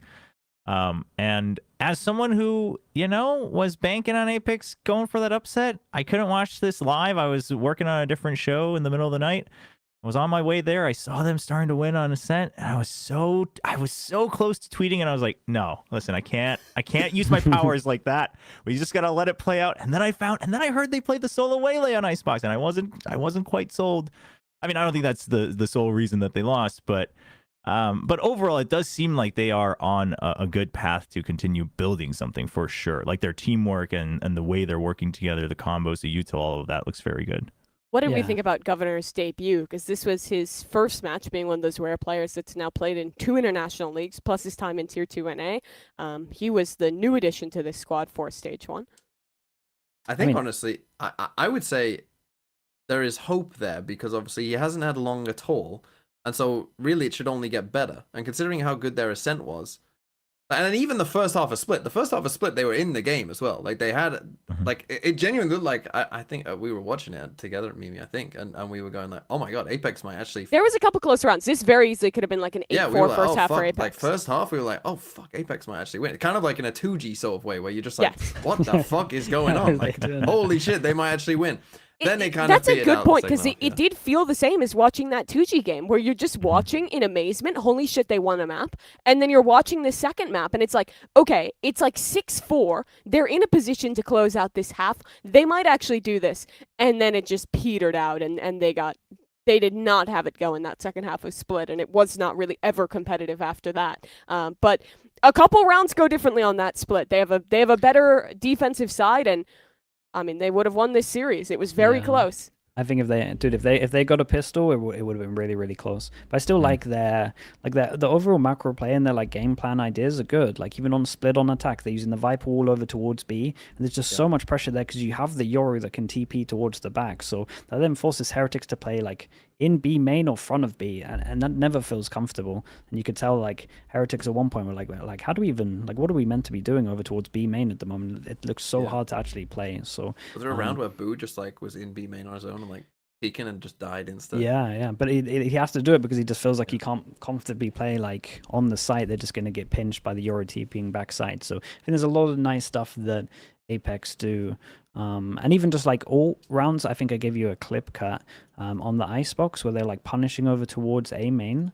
I thought that this kind of stuff was cool. They did it once with the breach ult, and I think they did it once with the this is the breach ult one where they literally go and get the breach ult into this round. It's the big buy round that like you have to win, or you're gonna have to eco. They go get the ult, they pop the dash, and then they ult and then just send it. And we saw a couple of these where they're just punishing over towards A main just because this little choke point here that you're looking at is just so small that you kind of just lock them in with the ult, and then obviously it smashes them to the back wall. And they did the same with the Waylay ult as well. So they've been working really hard for sure. They have some good stuff. They have some good ideas. I think they're going to get upset maps for sure. I just we'll see if they can actually like win a game.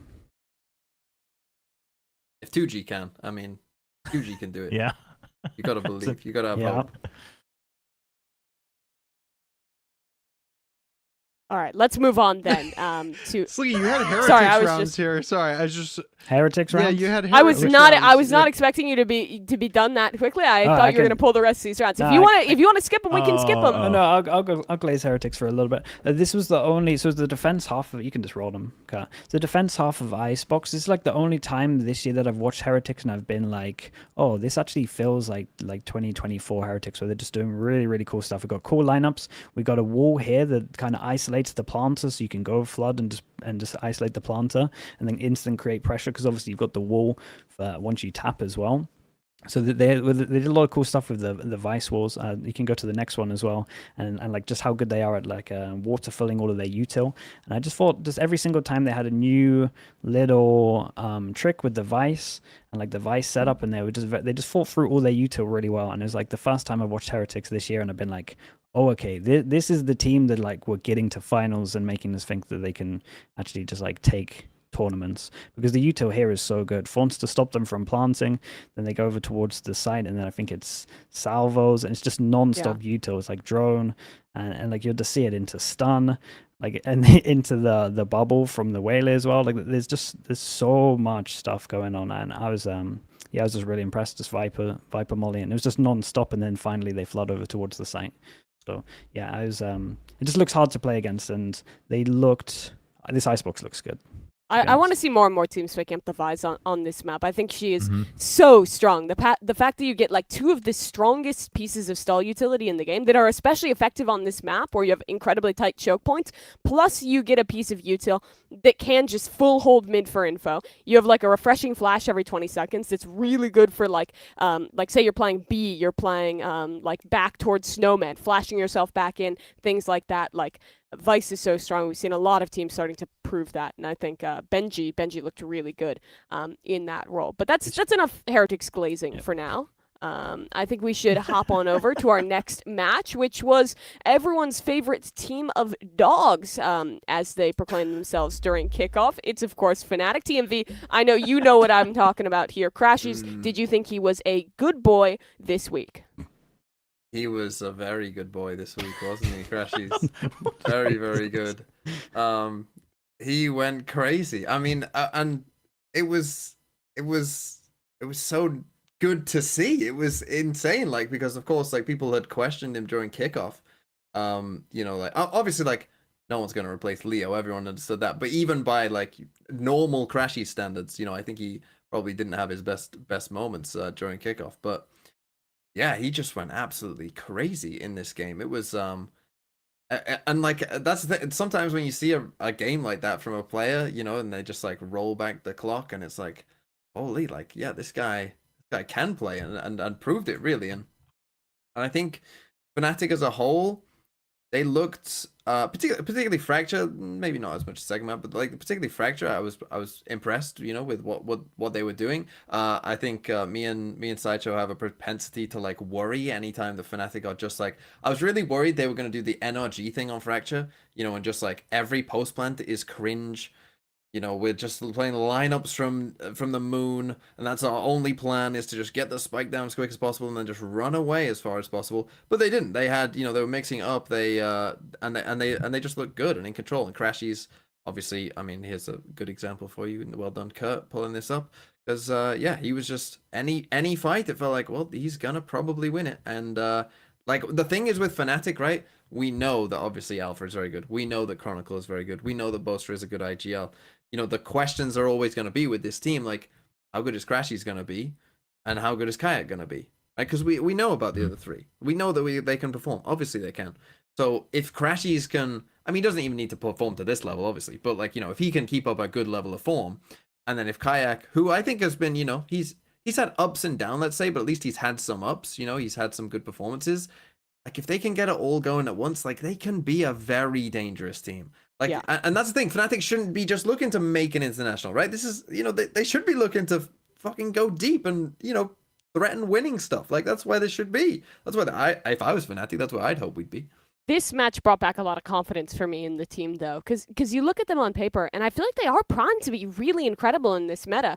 You have two of the best initiator players in the world, period, in Chronicle and historically in Crashies. Maybe he hasn't had that form in the last year or so, but watching this game gave me that confidence that Crashies can be that guy for this team again. You know, maybe he's not Leo, but he is still good enough in a meta like this, where you're going to have a lot of double initiator comps, where you're going to need players who can be flexible, play these really util heavy roles, and play them in a really intelligent way while also having the individual skill. And this brought that out for me.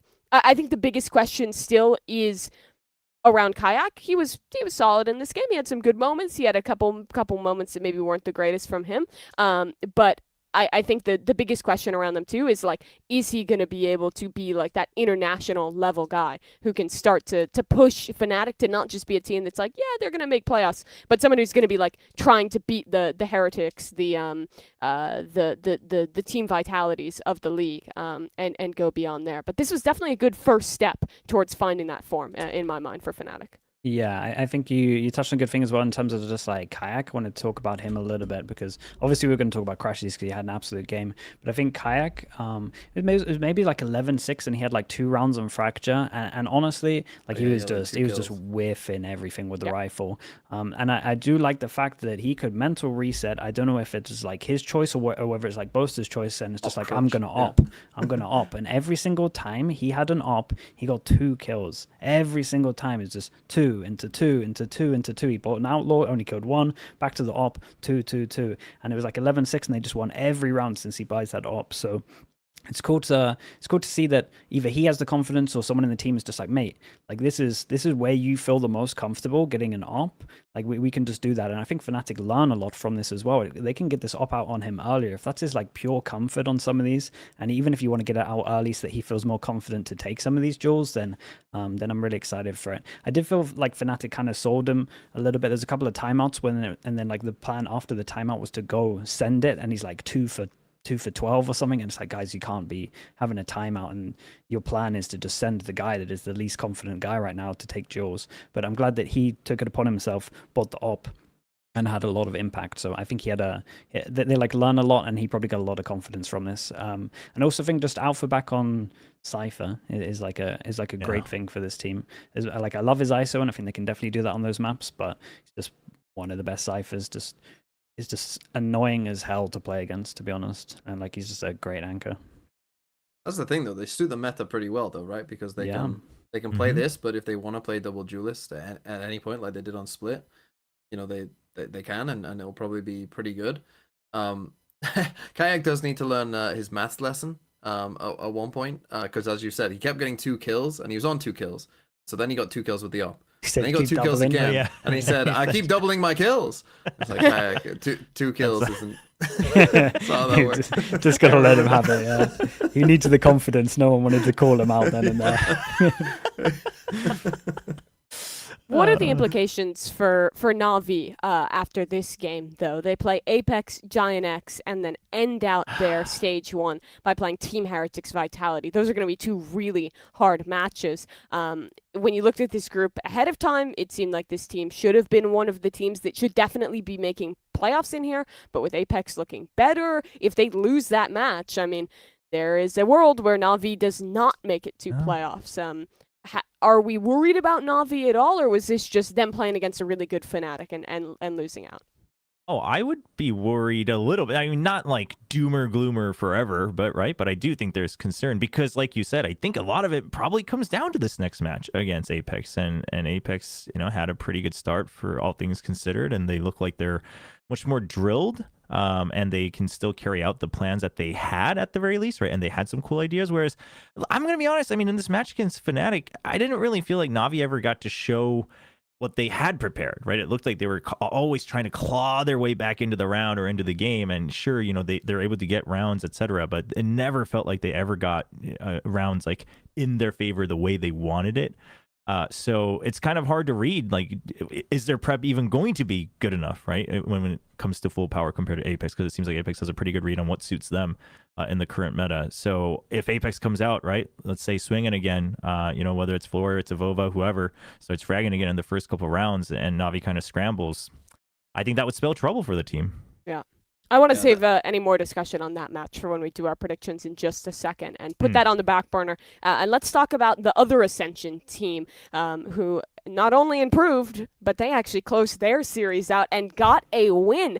Gentlemates took down Liquid in Liquid's debut with their new players, getting them a really, really big win to start the stage. I don't think anyone really expected this match to go this way, but my God, did Mates look good. And this was not like it was a click or any one player going absolutely insane. I think map 1 was definitely Mini, but they actually had some really good ideas on Split and on Icebox especially, and felt like they were one step ahead of Liquid for a lot of this series, which is not something you could say about Gentlemates for basically their entire tenure in VCT EMEA to this point. And he made me laugh on this. He made me laugh in this game so much. If you play round 1 of Split, Kurt, he's going to get a 4K, and they're going to win the round. And after round 1 of Split, so this is the pistol round, Mini, the IGL of Gentlemates, says, "This game's on me, boys."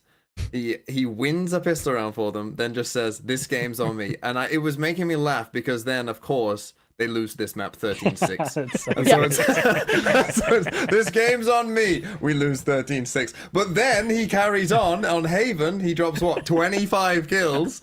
Goes insane. They win Haven. And then on Icebox as well, he has a pretty good map, goes 15-10. So, like, he was right. And he did have a very, very good performance. Whilst he is the IGL, right? That's what I've heard. Yes. Yeah. IGLing, and they also had some very good ideas and very good rounds as well. And he's fragging crazy. He was correct, but it just came out in a funny way because, like, after the first map, it was like, "Oh, this game's on me. Don't worry, guys. We get battered in the second half." He was fragging crazy though. Like, he was fragging crazy. Had a lot of impact. I do feel like his mid rounding is. At least on Split, I thought it wasn't too bad on the other maps. At least on Split, the mid-rounding was like, okay, I think you need to watch some more VODs, to be honest. Like, I didn't understand some of the decisions, but he really is one of those players that looks like I think he's talking a lot more now that he's IGLing. There's certain players that, like, when they talk loads, they just frag heavy. So it looks like he's one of them. And I'm not expecting him to be, like, he's 18, I think. Not expecting him to be a master IGL. It's just he's just got a couple of things to learn, but it was still a great performance for them, and they just look pretty good on Icebox. And honestly, I think they lost double pistol on Haven, right, as well. So they were definitely the better team on this map as well. Shout out to them, and it's a big game for Kamek as well. Yeah, this is his revenge match. Gets dropped by Team Liquid and comes out swinging in this one. He was great on map 2, especially there. I think he had a couple key rounds that helped to push them over the line, just with some individual stuff. So big news for him and for mates as well. Let's turn to Team Liquid though. How worried are we? Because obviously I think some people were a little surprised after, making it to Bangkok. It obviously didn't go the way they wanted, but still, being one of the 2 teams to make that international event from their region, to drop someone and go and pick up Serial, previously of Killer fame. How are we feeling about that change? Because you can't help but feel weird about it after they lose to the guy they dropped. Yeah, I mean, Serial didn't have the best. Serial really wasn't helped by Sivo, however you say his name, Sivo. Just dropping like a fucking nuke on his opening game, and like everyone being like, "Oh so shit! good. It doesn't matter if you're a new player, you can be insane." And then so he has like a fairly rough first game, which is maybe to be expected. But everyone's just comparing him to, hey, Vitality got a new player and he's fucking insane. And so I feel like he didn't get helped by that. Liquid are a strange team because, of course, they massively overperformed expectations, initially in kickoff, right? So that means our expectations go like this.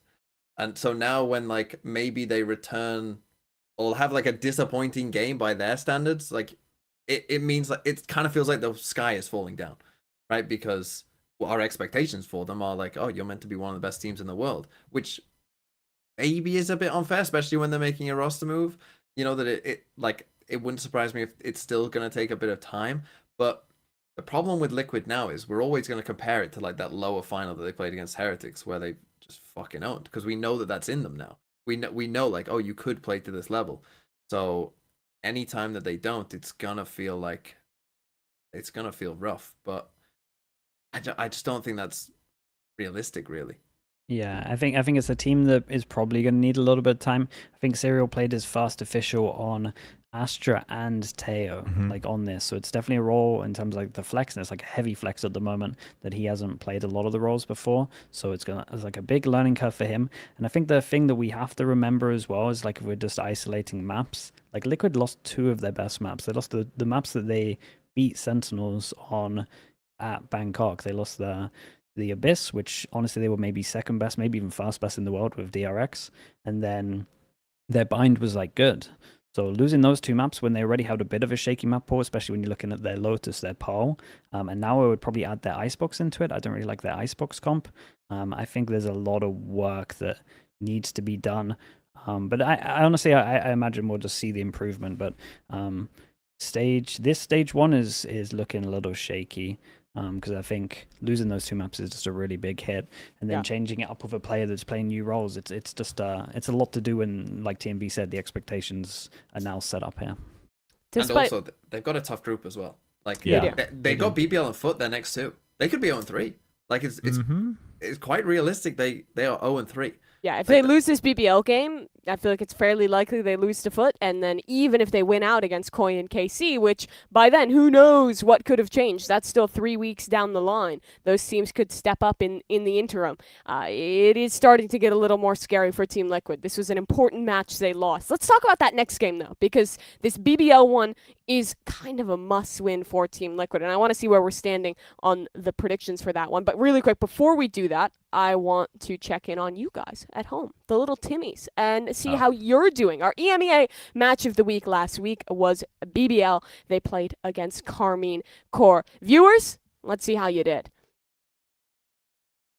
59% voted KC. Stop listening to Sideshow. And Timmy, you got baited by Josh. You've lost this one, and now 1-1 on the week with getting the Pacific Pred correct. Tough Bro. life for Timmy. It's Yeah. it's dude. I'll give them the benefit of the doubt on this one just because I did it as well. It's a hard one when you got no. We're demo. not a lot better than well, Timmy, I to be didn't, honest. So you're all fucking idiots. Pick better next time, Timmy. Jesus. Well, thank you for that one, TMV. Very kind to our viewers. That we definitely don't need for anything. Let's talk about though this BBL game that they're going to be playing this week. They got that win over KC. Now they're going to be facing off against Team Liquid, and our predictions for this one were. I'm worried. I'm worried here. Okay. 3-1. So Okay. myself, Chobra, and Sliggy have gone for BBL, and TMV is the sole Done man. it again. Still Done it again riding on the a BBL horse. game. I've done it Yeah. again on a BBL game. I picked BBL last week. See, but this is the thing. These teams, I feel like are very, like, I still see this as a coin flip-ish game, right? I still think, whilst BBL looked better than Team Liquid did last week, there's many worlds where Nats goes crazy, Kiko goes crazy, you know, the map, you get a good map veto. I think there's a lot of different ways Liquid can turn up in this game and win this game. And so for me, I always like to go through the entire list of games and at least pick, at least pick a game where I feel like, oh, the majority is probably with this, but I'll go the opposite because it's still kind of close. And I think that these two teams are probably still in the same tier overall. And so I've just gone with Liquid, so that again, when we come to next week and we're like, oh, Team Liquid, wow, what a comeback performance. I'll sit here again and say to you all, look at me go. And if the Timmys aren't picking this game, but if you were, you'd all be wrong again, Timmy, and I'd be right. Do you think the majority would go with BBL over Liquid? Yeah, because people are reactionary. They're reactionary. Yeah, TMV. They can They only want- remember You're thinking one of yourself with the Tory votes there. I don't know about our viewership. Maybe they are a little reactive. Go to on, recent why results, so. BBL? Yeah, Chobra, I want you to give the take. I mean, I think what we've just talked about is that BBL seems pretty comfy with what they've prepared. They know their strengths. You know, they're not going to stand out way above everybody else, but they feel confident enough that even if push comes to shove, that they should be able to adapt. Whereas Team Liquid does, I mean, you've got a guy who's having to now flex onto all these agents that we've never seen him play, you know, at the highest level. And I don't think it's going to be terrible, but I do think it's going to take time. Now, just for the record, every time I've said this about a Korean team, I've always been wrong. I'm always like, TRX is going to take them some time. And then they win kickoff. And I'm like, T1, it's going to take them some time. They go and win Masters. So, like, I mean, I don't know. I could just have a terrible read on how much time it takes for players to warm up to what they need to do. But I think, you know, even the last time they played, obviously, you know, slight differences on the rosters, but even the last time they played, it was quite frankly anybody's game, right? And it almost felt like maybe there was a bit of an overheat in the way that BBL was playing. So if you consider that, and you consider BBL seems to have taken a slight step above in consistency and sturdiness, and Team Liquid maybe slightly shakier, I think I favor BBL. But I don't think it's like a 90-10 or something like that. Yeah, I think that's fair. I deep dived into the maps a little bit. I think BBL will ban Okay. split, and then I think that Liquid will have trouble because BBL at the moment look bad on Icebox, but I don't think that Liquid look good enough on Icebox to pick the Icebox, which means that I think BBL can just ban the split. You put way more thought than I have into this. I just thought 50, Dude, I- flip a coin, Liquid my- win. My pickums are so shit right now that I was like, I need to He's fucking gotta lock in. I'm really gonna lock in. We're worse Respect. than the coin these days. Trying to get above that though. Let's hop over to our next match. Apeks NAVI. If you Oh, told me to please predict don't this one a pick me. week ago, Please don't I would have pick said me it's a Plat Chat please guarantee. don't. But Did today, I pick Apeks? I it's don't two remember to that, but two. okay. TMV, our resident reactionary, has gone with Apeks after their win. He's joined by Chobra, me, and Well, this Sliggy is the have thing, stuck Mimi. to the They guns didn't on win. NAVI. They won a map. Yeah, that's a win though. That's a win. That That's a counts as win. That for is a Apeks. win. Heretics. Yeah, I mean a it's win, better than yeah. it's better than fucking kickoff by far. They had a chance in that series. What's made you guys go for it? Is it just a lot of hope after that map win? Is it another Avova God game we're looking for? What sold you all? Considering that I didn't even remember doing this and I did this an hour ago, I don't know what convinced me to do this, and I only did it. I did it like. Is it those not that foot long tickling ago. goblins Right. back at it again? Yeah, maybe. But I think this is just me being down on NAVI, to be honest. I think that's what it was. I don't know. I just feel like NAVI just look a bit sad, I think. Whereas Apeks, I think you can come away from that first performance and and like feel hope, and you can feel like, okay, there's improvement here. You know, if we can get onto Ascent, you know, we can probably win. I don't know what Navi banned, so he's probably about to tell me exactly how the map veto goes, and theoretically Navi Not therefore on should this win. one. Yeah, not on this one. Actually, wait. I think they do perma ban Ascent. Ascent. They yeah. did ban Right? Ascent. They Fuck banned yeah. Ascent. Shit, yes, they Yeah, did they ban banned Ascent. Ascent. That's why I went They're for in Navi trouble. on this Apeks one, are in yeah. trouble. We're in a lot of trouble here. I don't believe anymore, but Floor will carry. Yeah, I think that's the main reason I went for Navi, because honestly I don't have too much faith in Navi, but I also think that, man, get rid of that Ascent and then it's like pretty open. So. Yeah, I also think Navi, I don't know. They definitely played real rough against FNATIC, but I do chalk a lot of that up to just like FNATIC being really good, really legit team. I still liked, you know, some of the ideas they were going for. I didn't feel like they were massively like trolling in terms of like the comps they're picking, the overall direction of the team. I was really happy with how Koala Noob played that game despite the loss. Well. And I'm in my not reacting to one match era, and I'm sticking to if you had told me a week ago to predict this match, I would have gone Navi, and I will not be swayed by one map that Apeks have won. It's not enough for me to believe that they're going to be like a real competitor thus far, but it's definitely possible, and I'm glad we have a nice, beautiful 2-2 split here. Yeah, I think that's fair. I actually am kind of in the same boat. I think I would have gone for Apeks even last week, right? Okay. But in reverse, I agree with you. I think believer. I am an Apeks believer, to be fair, but also I do agree with you that Navi, a large part of their loss was FNATIC like really playing well, right? So you have to put that in relativity. So I think that's worth giving credit to. But I think if Apeks just keeps it simple, they actually can have a better chance, right? Instead of trying to go like Giga Brain, just keep it simple so that Navi has to keep thinking they have to overthink things and react. And then they have to keep, you know, going deep into it. And then you just say, well, firepower for firepower, like when we're playing at our best, clearly we can fight against the best like they did against Heretics. So I think it's worth having hope here for Apeks once again. Sure thing. Well, Gentlemates, they got their first win of Stage 1. Let's see if anyone's willing to put their money where their mouth is. They're playing Foot this week. It's a guarantee. No one is defecting. No one's going for Gentlemates here. I think this is the right call. I mean, Foot just looked too good. Yeah. Foot looked Like that. I think that's the thing. Like Foot looked crazy good. We did skip over their game, so let's take a second to talk about this. They played Koi, dominant map on Pearl, got pretty close on OT, but holy shit, Zeus, this was one of the best individual performances I have seen in a while. And by a while, I mean like since like 2 weeks ago when Nats played Bind. But holy shit, was he outrageous in this game. Yes, he was insane. The fucking Lotus defense side, his aim, the way he aims, it is like people. I can't remember who said this, but it's like everyone else is hindered all the time. The way he aims, like, everyone else is playing in slow motion. Yes, it's so smooth and so like calm. Like, I mean, putting Asuna next to Zeus in aim would be, it would break your mind that two people could aim so different. You know, one like this and one like.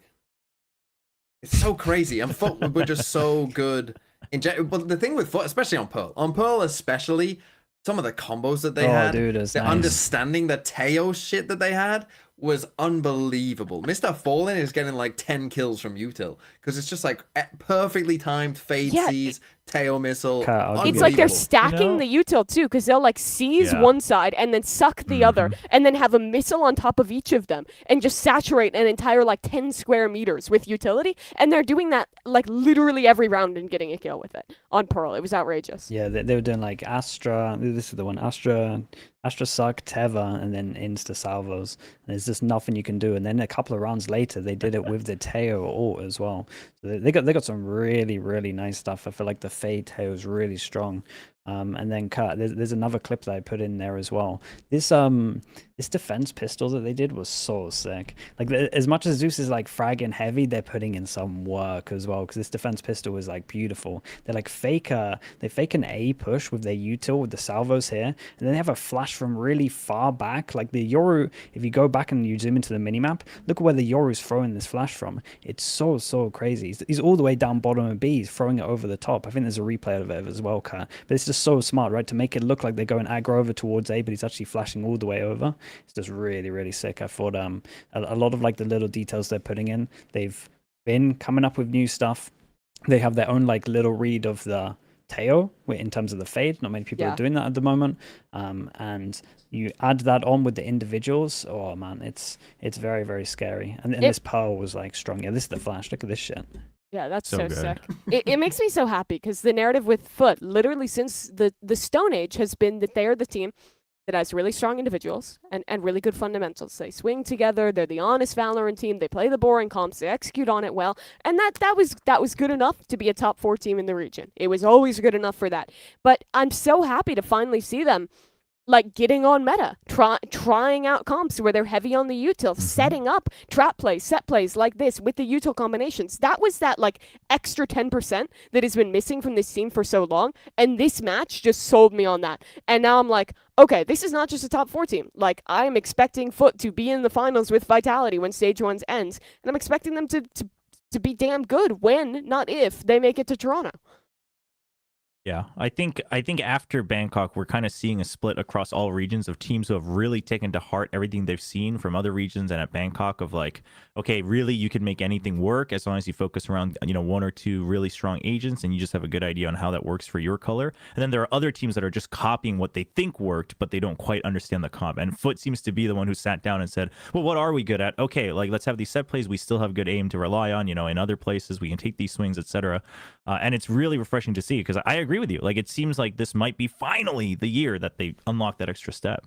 Well, we can only hope. There's still more games to play before they make it to the playoffs and internationals, but it is uplifting news right now out of the Turkish camp. Let's move over to Team Heretics. They're going to be playing in a game against Giant X. And it's another guarantee. This one, again, pretty unsurprising, I think.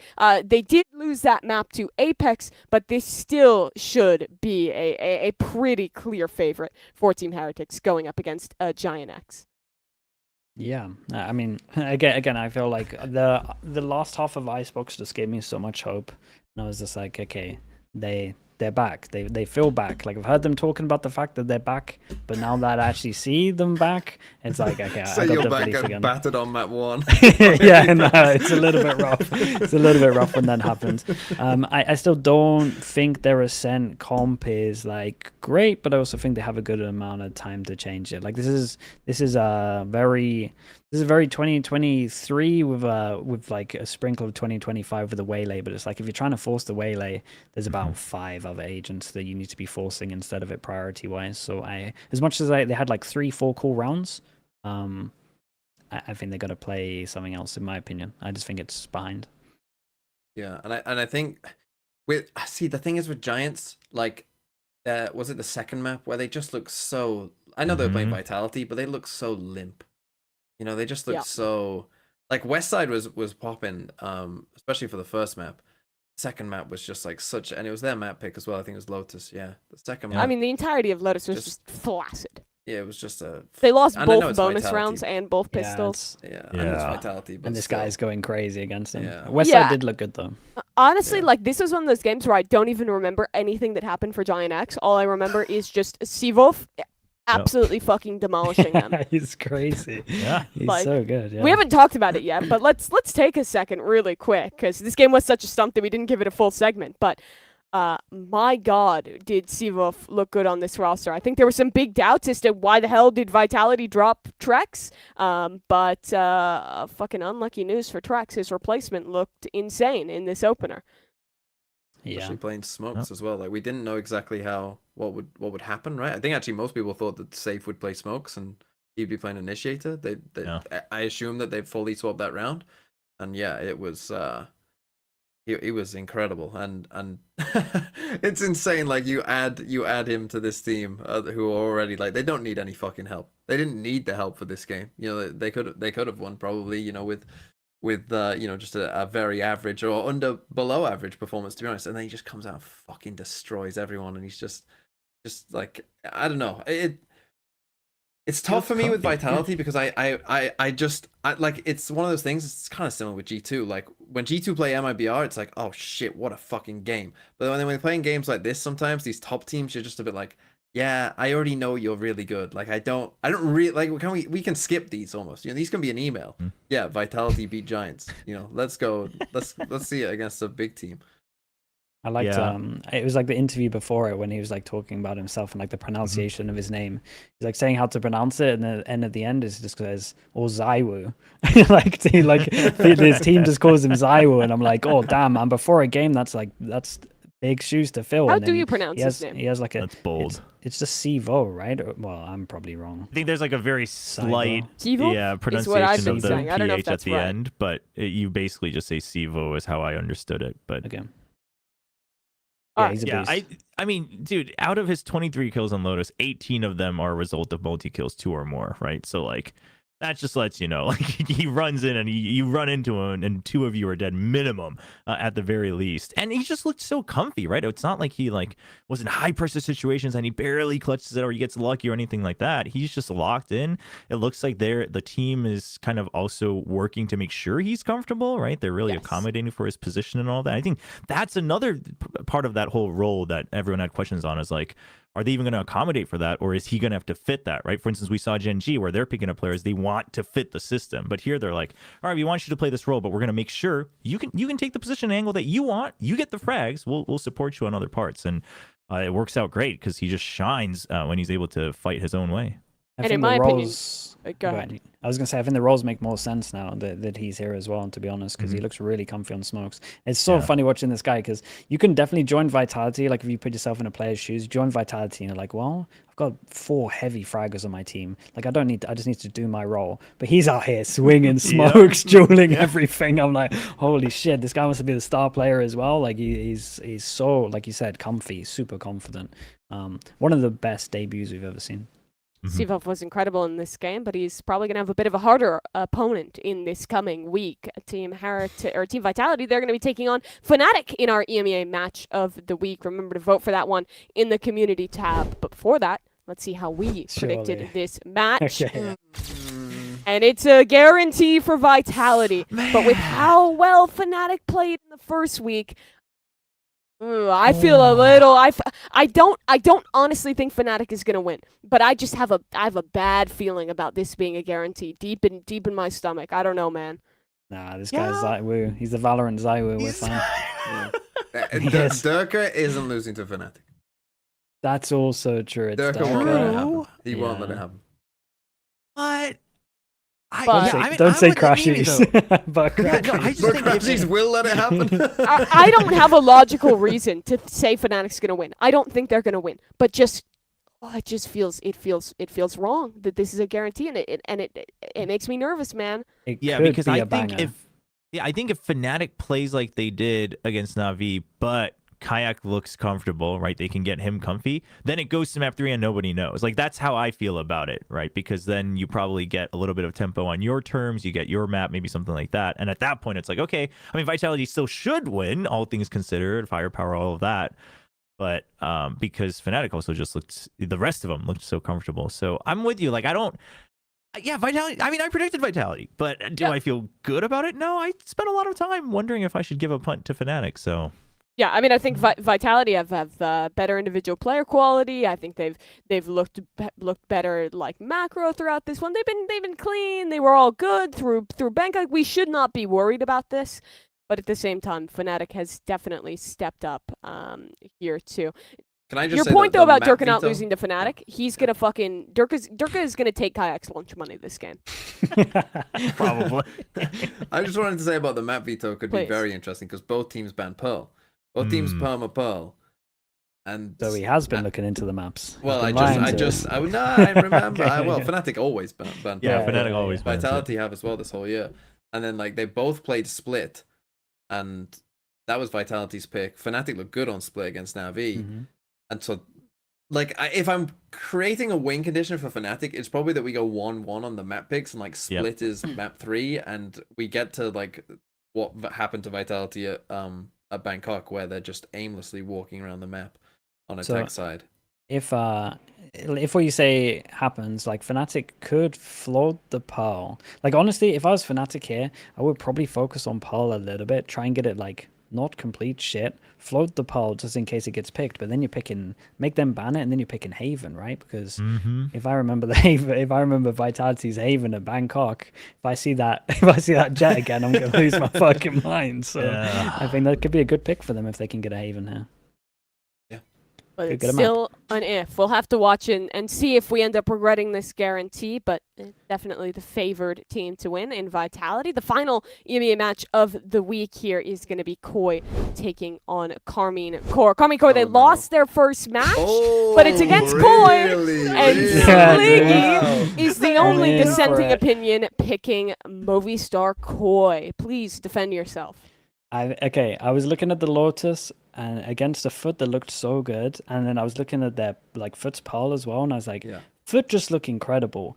Koi don't look that bad. And then I'm looking at K-Corp thinking, if you're going to be running that harbor, if you're going to be running that harbor on every map, Koi are taking this. So I've gone with the full process that K-Corp are going to play harbor on other maps, and Koi are going to be good for an upset here. Because again, I think they looked good on Lotus, to be honest.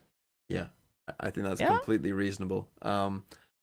Yeah, because I would completely agree with you. Pearl is a write-off. Like, yeah, they got destroyed, but they got destroyed by one of the best map performances I think we've seen this year, to be honest. So that's a write-off. And then, as you say, Lotus was very close. It wasn't like they were horrific. So yeah, I think this is a fair punt, to be honest. I think it's a fair punt. Again, maybe this is just people wanting Karmine Corp to be good at least one day. God, if they lose this game to Koi, that's what I was thinking when I picked this. Sideshow's gonna scratch his eyes out. I think it can happen. I don't know, man. I've got belief. I'm just not sold on K-Corp. If KC loses game to Koi, we have to disband France. Like, I don't know who's going to take over, but we have to disband France. Vitality's the actual loser of that because Champs just moves away from we go back to feudal Europe. Every city is its own state with its own lord. I don't care, but we cannot have France anymore if KC lose this. I'm so serious. It can't happen, Koi aren't that bad. Guys, no, come on. Koi isn't that bad. But just... KC should be fucking pushing the good teams, not barely beating up on Koi, man. Like, we expected so much better from this team. Why'd you fucking import players over? Why did you have all this excitement? Why do you have one of the biggest fan bases in Valorant? If we're like, Koi's actually gonna be in a really close match. Nah, they should fucking win this shit, please. Champions is in France. Don't be shit. I fucking pray to God that Karmine Corp does not end up being shit this year. That's the one thing I need. Imagine Vitality's good, Karmine Corp is good. They show up to Paris champions. It would be so hype. If they miss that event, it is the ultimate dick flattener for the entirety of the French-speaking world. And yet again, the country should disband if that happens. Yeah, it would be a disaster because they built this team to make champs, and it doesn't look that likely at the moment. So yeah, I would be a little bit worried. Especially Maybe he's trying to fulfill every Englishman's dream for the past 1,000 years. Disbanding France. Oh, we're going to bring back the 100 Years' War. That'll be a good time. All right, that wraps things up for EMEA. Chobra, thank you so much for joining for EMEA and the Pacific segment as well. I imagine you'll be co-streaming the games this week? Yeah, China and Pacific for sure. Maybe a couple of EMEA games. Not sure. We'll see. Well, if you want that, check out Will Chopra. Thanks so much for joining us again. I don't know why I said Why is TMV laughing there? Because I just like you were trying to remember his name. What will Chopra do? It did seem like she was looking at her monitor reading my little caption. Well, no, I didn't. I know your name is William, but I didn't know what your YouTube name was, and it was in the little lower third, which is why I looked down to read that. So I was trying to plug you. I was trying to be good. I appreciate it. Well, thank you for joining us. We're going to be bringing Dryad in to hop over to Americas, and we'll take a short break until we come back with America. All right, now I'll put on the banger music this time. Don't worry, guys. I know you guys have been waiting for hours for this. All right. Thanks, I'll catch you guys later. Bye, Joe, bro. Who's taking the reins of this horse cut? Do you want to host America's? I'll let Mimi pop off. I'm sure Mimi has many things to say. So that's a yes then. I have a Wyatt's Weekly Award this time. I have lovely. Oh, that reminds me, I have to change the video for that. I'll do that right now. What the?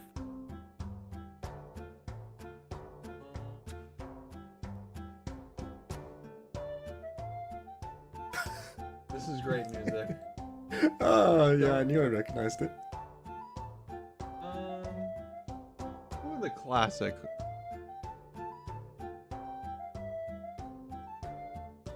There we go. Alright, I'll be right back.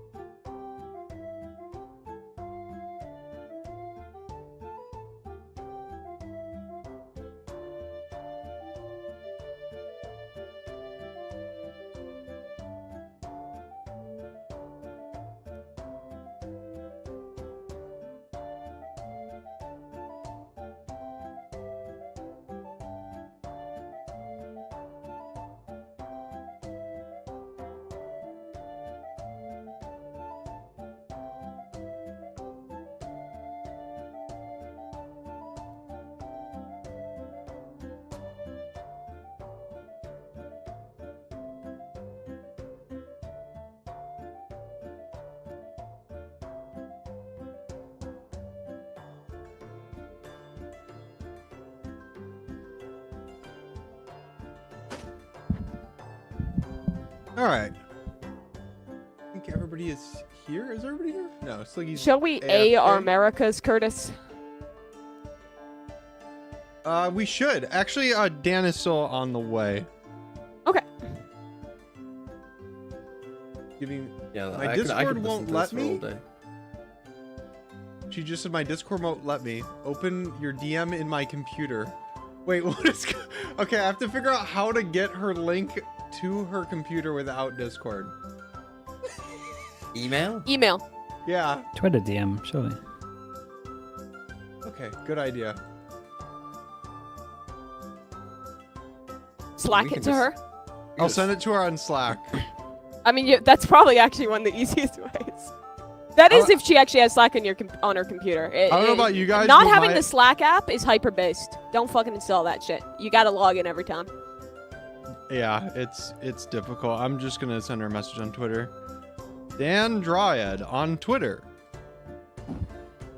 Message. I have to get verified to message this user. All right, I guess Dude. it's not happening. I can't. Wait, message I you. can message her. I think. Can you link me her link on Discord Yeah. and I'll send it to her on Twitter? You didn't pay the Elon fee? Huh?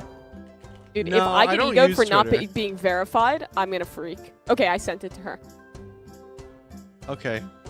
At least we got a few more minutes of this music. Yes, I Yeah, love this dude, song. This was way worth it. Makes me feel like I'm in a medieval tavern. And the boy's about to go back to the 100 Years' War. I think this is the only type of music that Sideshow would enjoy. No, he does not That's enjoy any such other a flame. music. He's the Freaky, type of he person I hates don't music. think He fucking listens hates to music. What do you mean he hates music? Like you know how he named 100 women? I got him to name 100 artists. Did it Because take like like the a way he day? listens to music is he listens any new music he listens to. He said he listens to it, and if he likes it, he doesn't listen to it, and then if he doesn't like it, he keeps listening. What? So Like he's just that's a what he moron? does. Well, yeah, this is what I Why was would saying. you do that? Yeah, Well, this is what I was saying. Why are you wasting your time listening to songs you don't like? He's like, well, I've he's got to actually listen not on the whole way episode through in today case- because he has to listen to Dance Monkey another 100 times before he likes the song. Yeah, he's like, I have to listen to it in case I like it. But then the ones that he likes, he just skips over because he's like, oh, well, I already like this. So anytime he's trying to listen to new music, he listens to the ones he doesn't like. Hello. Hello, Dan. Welcome. Hello. What happened the to you official- and your computer? I didn't realize my cable is pressing the control button, my keyboard, and so I was trying to open shit, but I was opening up another tab of everything. So I have like 7 tabs of everything incredible. open. And And you I'm were just holding control down with a cable. Yeah, I couldn't figure it out. I was actually stressed out. I'm like, what is going on? Did I just break it? What the fuck? Well, Okay, I'm glad you figured out how to fix your Mimi, computer. we actually had a mutiny. Me and Kurt, whilst you were gone, we had a mutiny. What? I'm taking the fucking reins of this ship. Welcome to the Americas Wait, section. wait. With me, DMV, Sliggy, Mimi, and I didn't welcome, I didn't Dryad, watch to the two of these matches, so that's why I was gonna be hosting. You didn't That's watch so the- good, I got it. Oh, Dude, it was Arma Night. okay. I can cover you. I got so much stuff ready. I can give you links if you want. You can pretend that Okay. you found them. Okay. Yeah, I love that. Just sight Okay. read all your rounds. Yeah. Let's do it. Yeah. all why right, not? TMV. Okay, let's start then with team. There is much talk about this team, NRG, who, oh my god, this first map, the streets were going crazy after this first map because NRG lost the first map to FURIA. They then decided to lock it the fuck in. FURIA remembered who they were, went back to Gloria, That's fucked. That's so fucked up. That's so fucked. and NRG destroyed them on the last two maps. Som in particular. I mean, he turned up madder on the third map, went absolutely crazy. Talk to me then, Sliggy, about why this is so fucked and what you think of NRG after this, let's say, mixed performance. Okay, can I flip this and talk about Okay. Furia? You want to talk about Yeah, I want to talk Furia about first? Furia. Let's go Because for it. honestly, I think Furia played kind of good if we're just thinking of Ascent. I think they had some nice rounds. Okay, I'm gonna drop a round for you. They didn't play Ascent. No, sorry, Lotus. Okay. Wait, I've already given it to you, Kurt. Give me this round that I've given you. So this, Dude, ever was since you kinda crashed sick. out, you've become so demanding, Sliggy. Yeah, I know, it's the power. It felt good. So honestly, this Lotus was kind of sick by them. They had good reads. Kurt, you can just minimap this the whole time. So it's a 3v5 right now. It's a 3v5, and NRG are about to fake over towards C. Got a little drone going over towards here, and they then remember, also they fade out over towards A, prowler over towards A, doesn't spot anyone. They then remember that they're playing against FNS, and FNS is incredible at mapping manipulation and manipulating your rotates. So what they actually do is they just tuck in the whole time over towards tree. I think, oh dude, I hope this is the right round. I thought there were two over towards tree, but There is. It's just there is. gone. Oh, okay, and then go full screen. You can go full screen for this. So there's two over towards tree, and because they think that they've done such a good rotate, such a good They like just fake don't over fucking towards clear C. it. This is this round. No, isn't but it? that's incredible because why would there be two people here when you've done such a good fake over towards it, and they cleared with prowler and fade. Like the fade eye, it's so smart from Furia to just tuck in, and this is the big bonus against the big buy round. So I think Furia played this like really sick. I thought this was so smart playing against FNS and his tendencies of how they like to call. I saw this and I was like, damn dude, like this is so on. They're out here just like anteing the styles of how FNS likes to call. Like that's a crazy 3v5 to win. And then we got onto the other maps and I was like, fuck. Dude, I rewatched Fracture. Let me get my notes. I rewatched Fracture. Khalil gets his ult in round 6. Havoc gets his ult in round 7. Khalil uses his ult in round 12, and Havoc doesn't use his ult in the whole half. And it's like, Havoc, mate, you're on raise. You're raise and you got a cipher with a cipher camera. Literally, just cipher camera over towards dish and just razor when you see the contact. How do we not have a setup for that? I was losing my mind. The defense sides for Furia on both of the second two maps were just diabolical. The stuff you're bringing up about not using ults, that was a consistent problem. The way that like site anchors are like overstaying their welcome, dying there, and then like we're playing weird rotates. It's like they were just getting played like a fiddle this entire time. And it wasn't like NRG was just like running it down and destroying them individually. It was just they default for a while. Okay, we found a light site. Someone, most likely Som, is gonna cook them on the way in, and then they completely fucking stumble over themselves trying to win in the retake in these late rounds. And it was just so depressing to watch because you saw that fucking glimmer of hope in map 1, and then that reality just came crashing down for the next hour and a half. Look at this guy with the razor, man. He's on his own. He's pushed. He's 70 HP.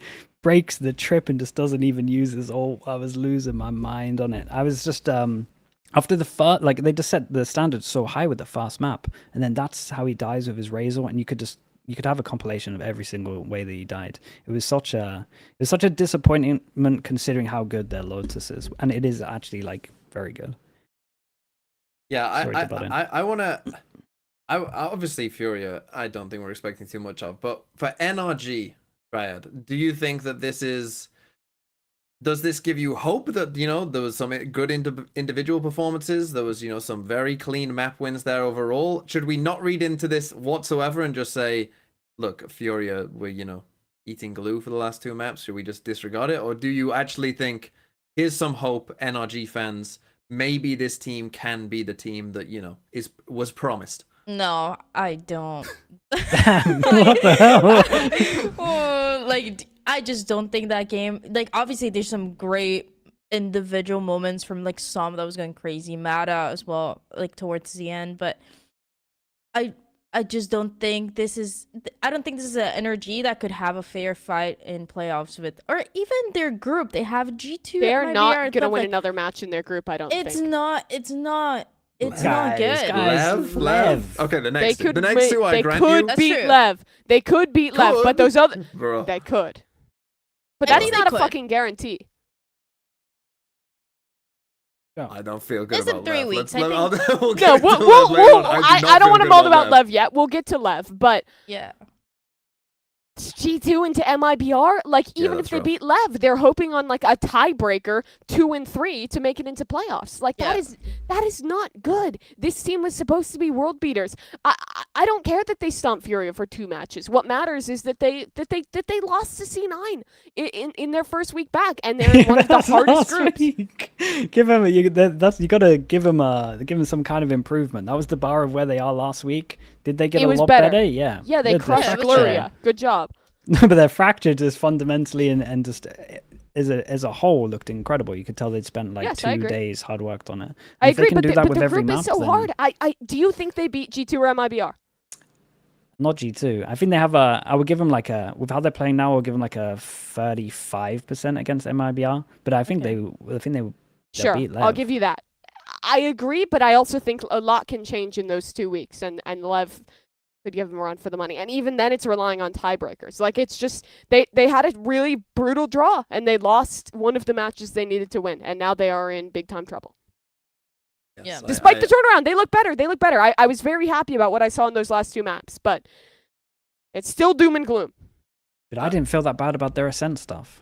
Is that mad? Not Ascent. Do I keep calling it Lotus. fucking Lotus, Lotus? Ascent? Lotus, yeah. I didn't feel that bad No, about no, Lotus. the take I'm giving is honestly, like, not game really against Furia doesn't affected matter. by yeah, Furia. yeah. That's fair. Furia Because is what neutral. matters to me is not like No, I'll Furia. give you If that. anything, I feel better about them despite losing the map after Furia than before Furia. But I still just don't see how they're not in world beating form, and I think they need to be to beat a G2 or an MIBR, and otherwise they're relying on tiebreakers to make it to playoffs. And I think they could lose that Lev game. So I'm very pessimistic about the future for NRG. I That's fair. think compared to where, again, like, you have to remember, most people had them as top 2 Americas coming into the year, right? Like, I think from those expectations, very clearly we are not there. But at least they won. I mean, literally, the sky was falling down after map 1, and this was their map pick as well. Yeah. Like, It was had they exciting. lost to Furia, oh my god, like, what would have happened? I don't even know. Speaking of stuff that might happen, you've got you've written here in the notes here, Kurt, the Chet has got signed. Do we know which team is this for? Are you just assuming this is NRG? He Do we- just do we- posted a tweet with like the little signing. They gif. actually lost the map to Furia, and then Yeah, they like, had the get Chet on paper the shredder for phone. Mike's contract ready to go. So we don't know what team it is, though, right? No. No, we don't know. Okay. There's no But- way it's energy. No. Yeah, I agree. That would be insane if that was real. It would be Welcome fun. back, chat. After the way it ended, after the chicken nugget incident in the off season, like that would be asinine if they re-signed him. I have been very negative, so I want to be like uplifting for just a Well, moment. you could stay. Okay. Well, I was just gonna Negative. say that I was incredibly impressed by Som. He is, Yeah. I think, Yeah. continued to be underrated. I think because of some of the struggles of the Oh. teams he's been on. But holy shit, he was incredible in this match. And I just want to say, if Finesse 6 the Planet retires at the end of this year, I know they have the buddy thing going, but I will be so sad if Som retires and goes to streaming, because he is a talent that I think it would be a void if he wasn't playing in Americas, if he wasn't playing in VCT in the years to come, because he is truly so talented as an individual player. I think he even still has room to improve and grow, and he is one of the best. If Valen didn't exist, he would be considered the best controller in Americas, I think. So, yeah, big credit to him. He is a super, super good player, and if NRG does have a massive turnaround, maybe they beat one of those teams they're not favored against, like, he's got to get a lot of credit. And I think you also have to give some to Mata, who has continued to look good. It's his rookie year in Tier 1, and he has continued to look really great as well. So there's definite positives for NRG that got shown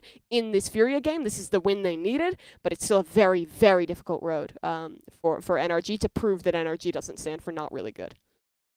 Yes, thanks for that, Mimi. Let's move on to what was, I thought, a very entertaining, very interesting game. To be honest, Sliggy, everyone turned their cameras off for Sliggy, ranting about Talon. Okay, yeah. We might need to give the floor to Dryad here. We might need to give the floor to Dryad to just absolutely pop the fuck off about Crew. Because holy shit, Crew turned the fuck up against Sentinels. 2-0 win for Crew. They looked really good, I thought. Came in with some good plans, executed it well. Dryad, tell us about Crew and the Crew that was promised turning up. Okay, what makes me really mad is that people are shocked by this win. They just cannot believe it. They're like, Crew win against Sentinels. And like, I've been telling you for how many years? How many years has it been? I remember 2021. 5. Do we still remember that run? And ever since, I had my pink hair. I had to change it, but that's okay. The pink is still, it's still like a thing that has been building up with Kesnet, with Mazzino on the team. You look at this roster, and if you think that they were gonna be bad this year, you're stupid. I'm sorry, you're stupid. You're stupid. I don't care. Like, saying that they're not top 4, top 5, like making playoffs. People saying that they had a slow start in groups, and that's, by the way, a fake narrative because last year they started 5-0. Sentinels have been good, have always been good, and then Crew comes and fucking 2-0 them. How many? And the worst thing, people are still gonna be like, oh, Crew, yeah, I don't really like. Yeah, sure, they won against Sentinels, but it's a one-time thing. And then they're gonna destroy 2G. Obviously, EG, 100 Thieves. Those are the last matches that they have. 100 Thieves, they cannot win against Crew. It's just proven. So I'm just saying, this is a chill rant, but like, guys, like, how many times do I have to say it? They are insane. Everything that they did was insane. Kesnet looks better than ever with the Yoru as well. He talked about going to a therapist and how that has been helping him be better in the game. Mazzino has been the consistent piece that he always was last year. And then you just have just the most insane group of fraggers I think any team has in Americas. Who else matches them one by one? Let me know. That was good. Let me know. Well, I think G2 and MIBR might be quite G2 good at frags MIBR. too. But I do want to say, MIBR. Crew, Oh. well, Not MIBR. Crew, Okay, Aspas, yeah. Cortesia? Verna? Sometimes. Artson? Channel? I think you make a good point though, Dryad. Crew have some very good players individually on their team, and when they get, I mean that's not a great look straight away off there, but you know when they get the synergy going and play like this, they are going to be a top team. I think the thing is for Crew that I've always wondered is, for me they're a bit maybe like the Americas version of Foot, right, where you can get these kind of. I think they are like that is spot on. They are Foot.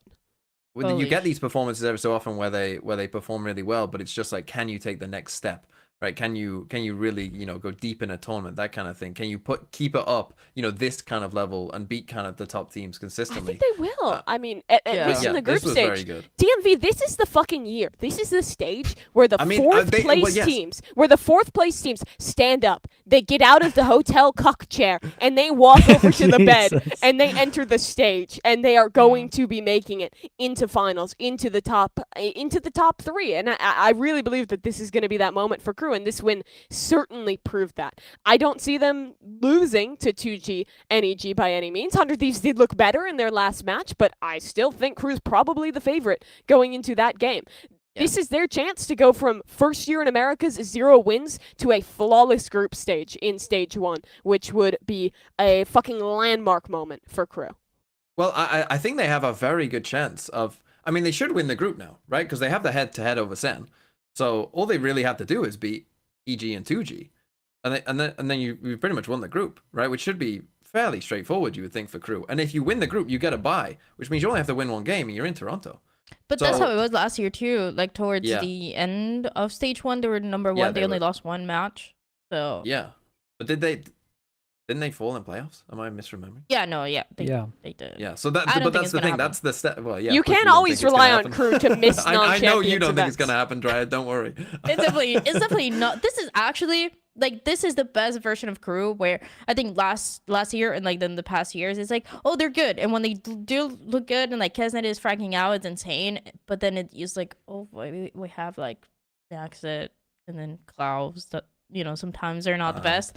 I feel like this year, this is actually the best roster the Crew has ever gotten historically. Like, even if you go back to like the 2021 roster that they have. And then you have McKesney and Mazzino together again. Mazzino, everybody has been talking about how much he actually contributes to the team, how much like he's really talkative, he's supporting when it comes to the mid. Like last year, the whole narrative was like, what was it, the defensive side Kesnet was calling. When I was interviewing, he said, I don't even need to do that anymore because Mazzino talks so much. Like, he's always bringing new ideas to Adverso. And on top of that, he's just insane. The best harbor in the world still. And then, Well, I mean, I wanted to bring that up to Sliggy because you got Mr. Icebox here on Harbor. Nah, but dude, what am I meant to say? That it's not good when he's just winning every single round by clutching 1v4? Like, the guy's an absolute monster, dude. I can't say it's shit because he's just winning every single round. Yeah. And I swear, I mean, I've been calling him Mr. Icebox for a long fucking time because so whether it's good. Sage or Harbor, he just fucking fries on this map every single does. time he plays it. He does, but I agree with what you're saying, Dryad. I think that picking him up from, I mean, Mazzino was one of the better fraggers in Lev, in my opinion, last year. Yeah. So I think picking him up, I agree. I think this is the best iteration of Crew. And this was what I was missing a little bit from the last game they played. I felt like the individuals, when I was watching them in kickoff, like it felt like they were taking turns in terms of individuals going a little bit crazy. I didn't really see that last week, and this kind of like restored my faith a lot. Because did have them down a little bit as like just bind warriors, so they were just one mapping everyone on bind. But this like restored my faith so much that they can just do it on other maps and they don't need that bind because, I mean, dude, individually they look insane. They really do. I do want to note for Crew how important it is to actually win this group, though. Because if they win this group, they're going to be in a position which is already very likely because 100 Thieves has a loss. If 100 Thieves also wins out, which I think is... they probably win against Loud. They probably win against 2G. So this probably ends up being 100 Thieves, Sentinels, and Crew basically in a position where they could end up being in like 4-1 territory at the end of this group. If Crew beats 100 Thieves, though, they guarantee lock up this group, and what that means is unless something crazy happens in Omega, they do not have to play G2 until the upper finals. And that is all you are fucking hoping for if you are Crew. If you get number 1 seed out of this group, at worst, you're playing MIBR, which is a tough game, a very tough game, but it's a hell of a lot more winnable than playing against G2. You could get a Cloud9, you could get an NRG if they make it out of this group as well over there. So winning this group is massive for Crew's chances of making Toronto. And I think if they do win this group, there is a very high likelihood that ends up happening. And if there isn't, I get nervous because there's always the Crew possibility that they lose to a team like G2 in the upper bracket, kind of have trouble in the lowers, and then miss out on qualifying. There's a thing with Adam where he talks about how he's taken down every team except the only 2 missing were Sentinels and G2. So he just took down Sentinels, first time that he takes them down, and now G2, well, they've lost like 5 times. So I don't know. That's it's coming, guys. That's the next one. That's the next one. But I mean, it's the toughest one for sure. Yeah, if they can beat G2, then then the world will start believing where you are, Dryad. I think. If But they I can do beat G2. have, okay, but I do. G2 did give me a jersey, so that might things to consider, you know. Okay. Let's flip sides on this though. Let's talk about Sen. I didn't come away from this like feeling too bad about Sen, despite them losing 2-0. I obviously it's not great. You'd prefer them not to lose 2-0. But I was kind of more impressed with Crew than I was down on Sen, I think. Yeah. Am I right to believe that, Mimi? Or should Sen fans be panicking somewhat? I don't think they should be panicking as much as they are, but there is still some worry to be had here. I think one thing that I was really feeling this game was especially on map 2 of Icebox. First half was honestly really good for Sen. It was something like 8-4, 7-5. I don't exactly remember, but it was pretty good for them. And then it really fell apart in the second. But Garrett was having a rough game, and this is just me reading into the reaction cams and stuff, but it looked like he was kind of tilted and like out of it by the time we were getting into that second half. Like a lot of like kind of really frustrated reacts, things like that. It seemed like within the team, I think about that video they posted after their loss in Bangkok, where Zekken was kind of like, we just are not good enough. We are not calming in these critical like team fight moments. We are not like able to adapt when things we don't expect happen. And I feel like this was a lot of those same issues kind of cropping up, where a crew player makes some crazy play, the round starts to get weird, and then it looks like the kind of like micro comms, the adaptations to those like kind of Valorant moments were not hitting for Sen towards the end of this game. And they just kind of crumbled in the second half. So I don't necessarily have new worries for Sen, but I think you see some of their demons that were presenting themselves at the international event kind of coming back in this game. Yeah, I can see that. I think if Kurt, you go to the second map on VLR and just look at the, I think it's performance or yeah, just performance, and then scroll down. Just so they lost double pistol and they lost and they lost 1v1, 2 1v2s, and 2 1v3s. Like that, you can't win a game when you can't win a game when you're doing this. So was it the last round where they try and get the res on the KO, and I think it is the last round. And is it Mazzino again? I can't remember. I can't remember who it is. This guy was everywhere. But they need to work on their Icebox A defense a bit as well, because Crew just kept going A every single round on attack. Like literally the first 7 rounds, they didn't do anything else, just ran A every single round. And yeah, I'm personally still think, can we take a look at Sen's upcoming games, Kurt, just to see what they've got? But I don't think it's too bad. I think it's they're gonna win out still. Oh yeah, they should win out really. Yeah, 2G, yeah, they're fine.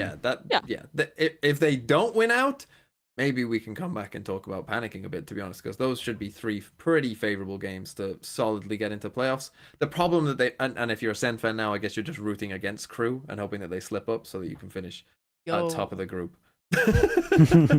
Hold up, wait a minute. No, I think people overreacting is just because they're underestimating Crew, and that's fine. They've only played 2 matches, and you're still kind of getting to know them.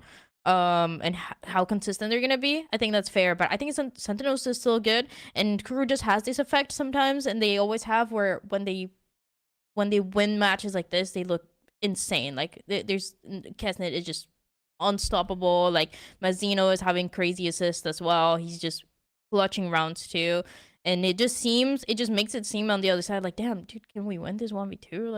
Like can we close it out?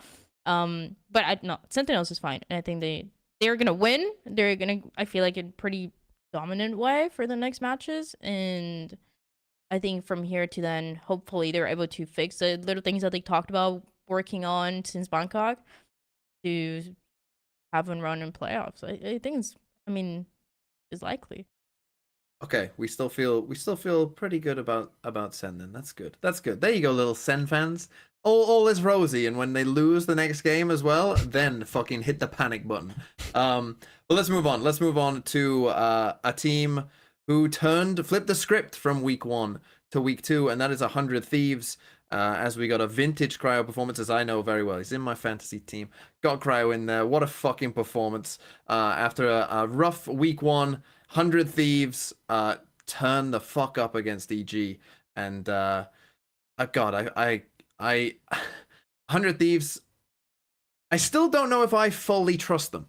Is where I am at with 100 Thieves. Because I have very little faith in EG. So I'm going to ask you this.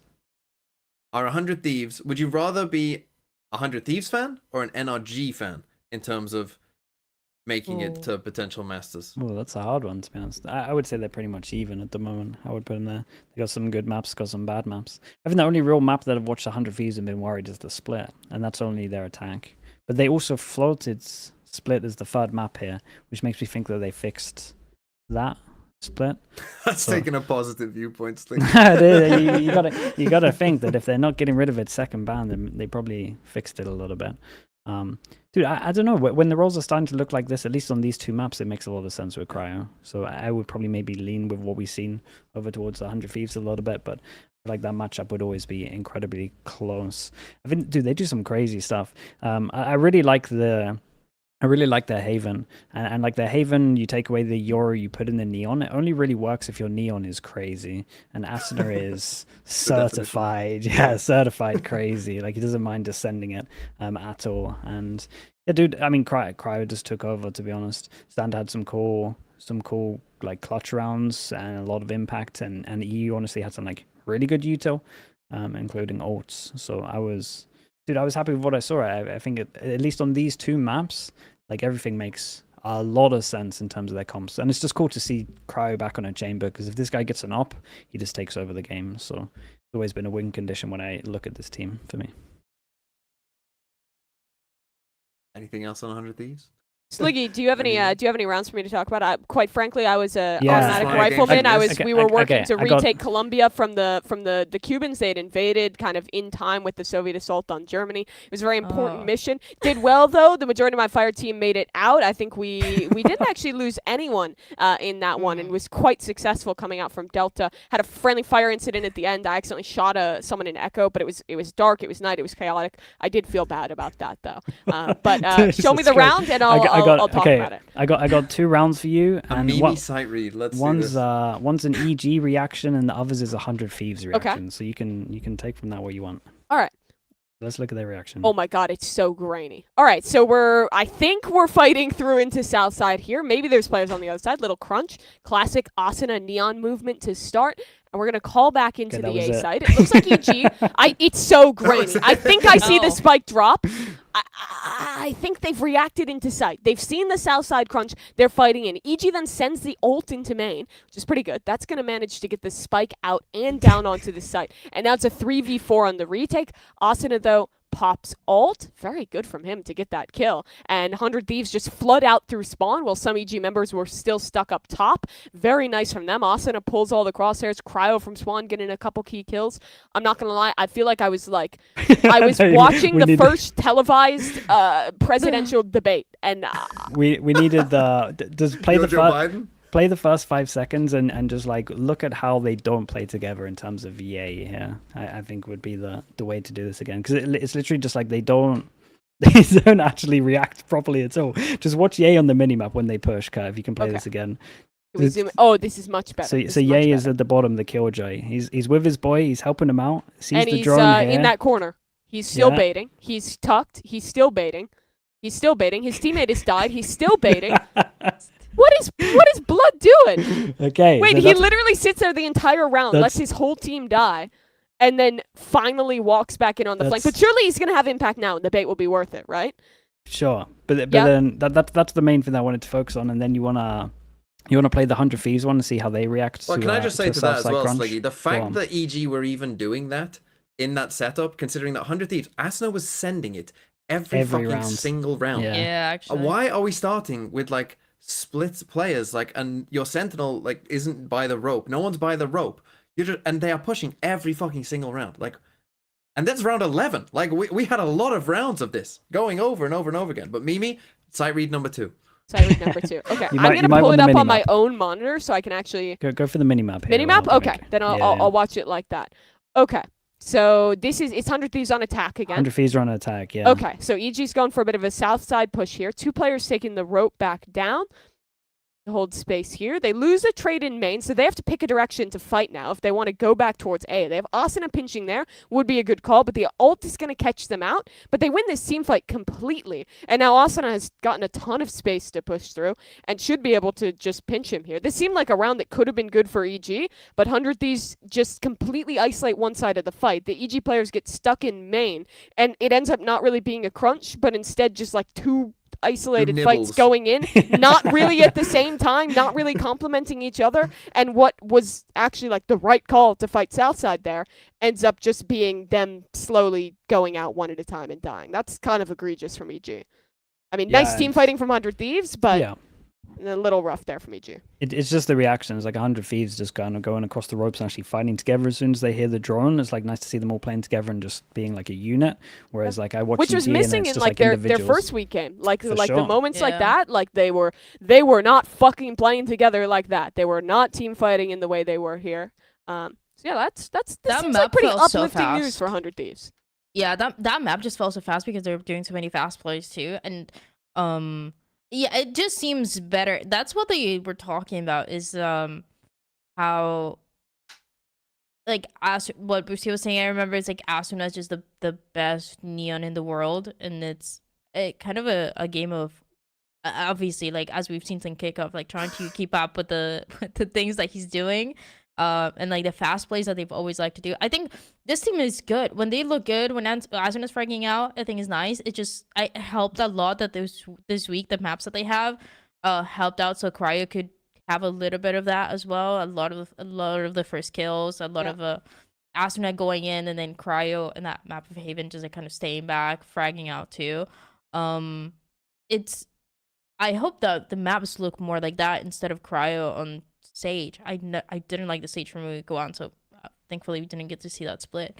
They're just inconsistent. They're just inconsistent because of that. It might be the maps. It might be just like them figuring out exactly what kind of playstyle and how fast they want to play some rounds. It seems like that's when I was going in, and then they're like, okay, yeah, we're doing this, but they fix it a lot. I just want to see them keep doing that. It's cool. It's different. It's nice. Now this is the team that Chet should sign for because they're going for the Yay. Like Cryo is playing Yay, and Asuna is fuck. What's his fucking name now? Victor. What do you Asuna- mean you don't know Damn, Victor's name? forgotten That's about Bro already. crazy. What's his name? Bro. Victor. You forgot the about goat. Bro already. That's I got nuts. his name. Did I not? I didn't hear the fucking whispers his from name anyone was else. Food. The Who the fuck voices is in my Victor? head got it themselves. Okay. Yeah, congrats. I do want to, before we move on quick, bring up a diabolical stat. Kurt, if you can go back to VLR for this match, click the performance tab, click fracture, and then look at the Cryo versus Yay section. 10-0. Cryo Oh my Jesus. God. absolutely owns Yay. Oh On my that's god. the chamber as well, man. It's Yep. just insult to injury. It's just this could have been me. Or this was me, I Yeah, guess. playing Yeah. Killjoy. This is Cryo was actually just like getting his revenge for the horrors he experienced in 2022 playing against Yay Chamber on 100 Thieves. Or on Xset? Yeah, Xset was who he was with then. Dude, I Let's missed move that on. team. Let's Imagine move how on from good all this Xset shit. was. We need to talk about a fucking good game. A Okay. bang, absolute certified You're giga banger You're gonna game. say 2G, aren't you? No, No. That okay. game was Oh that game my was God. awesome. That game that was game awesome. was awesome, but this game was legit fucking awesome. The quality was really good. Everything about this was fucking awesome. G2 versus MIBR. Other than I would say the grand final of Bangkok, I would say this is my next favorite game I've watched this year. It was super enjoyable, super close. Okay, Ascent towards the end wasn't as close. Jogamo was fucking going crazy. But the first two maps in particular were absolute gigabangers. And I came away feeling, even though MIBR lost, I came away feeling really good about MIBR because I was like, holy shit, you pushed this team. Like there was even a chance you could have won on map 2. What did you come away from this, Dryad? How do you feel about let's start with MIBR. I think this was the first real Verno test.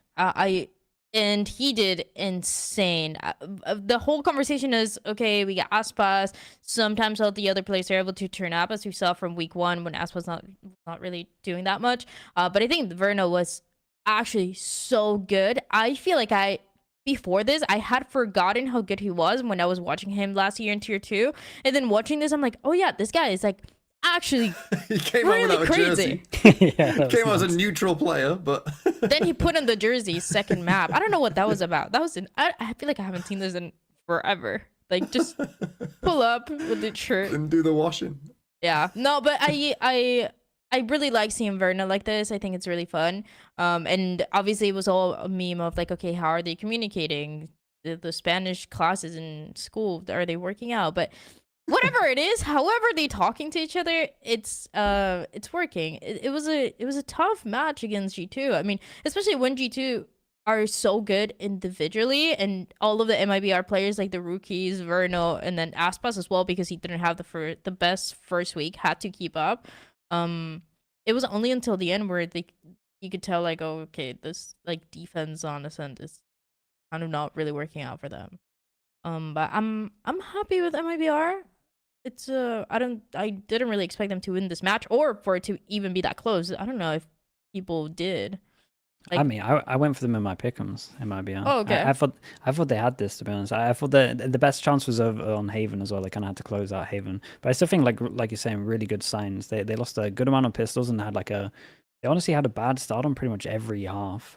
At least one point, like always down, and then they always managed to recover it. So I think that's a good sign. And just when it comes to buy rounds, they just look very, very, I don't know, coordinated together, and the vibes look good. Like Verno and Aspas look like they're having a lot of fun, and I definitely looked at maybe not so much Verno. We didn't see too much in NRG, but I've definitely seen Aspas like visually not look like he's having the best time in teams.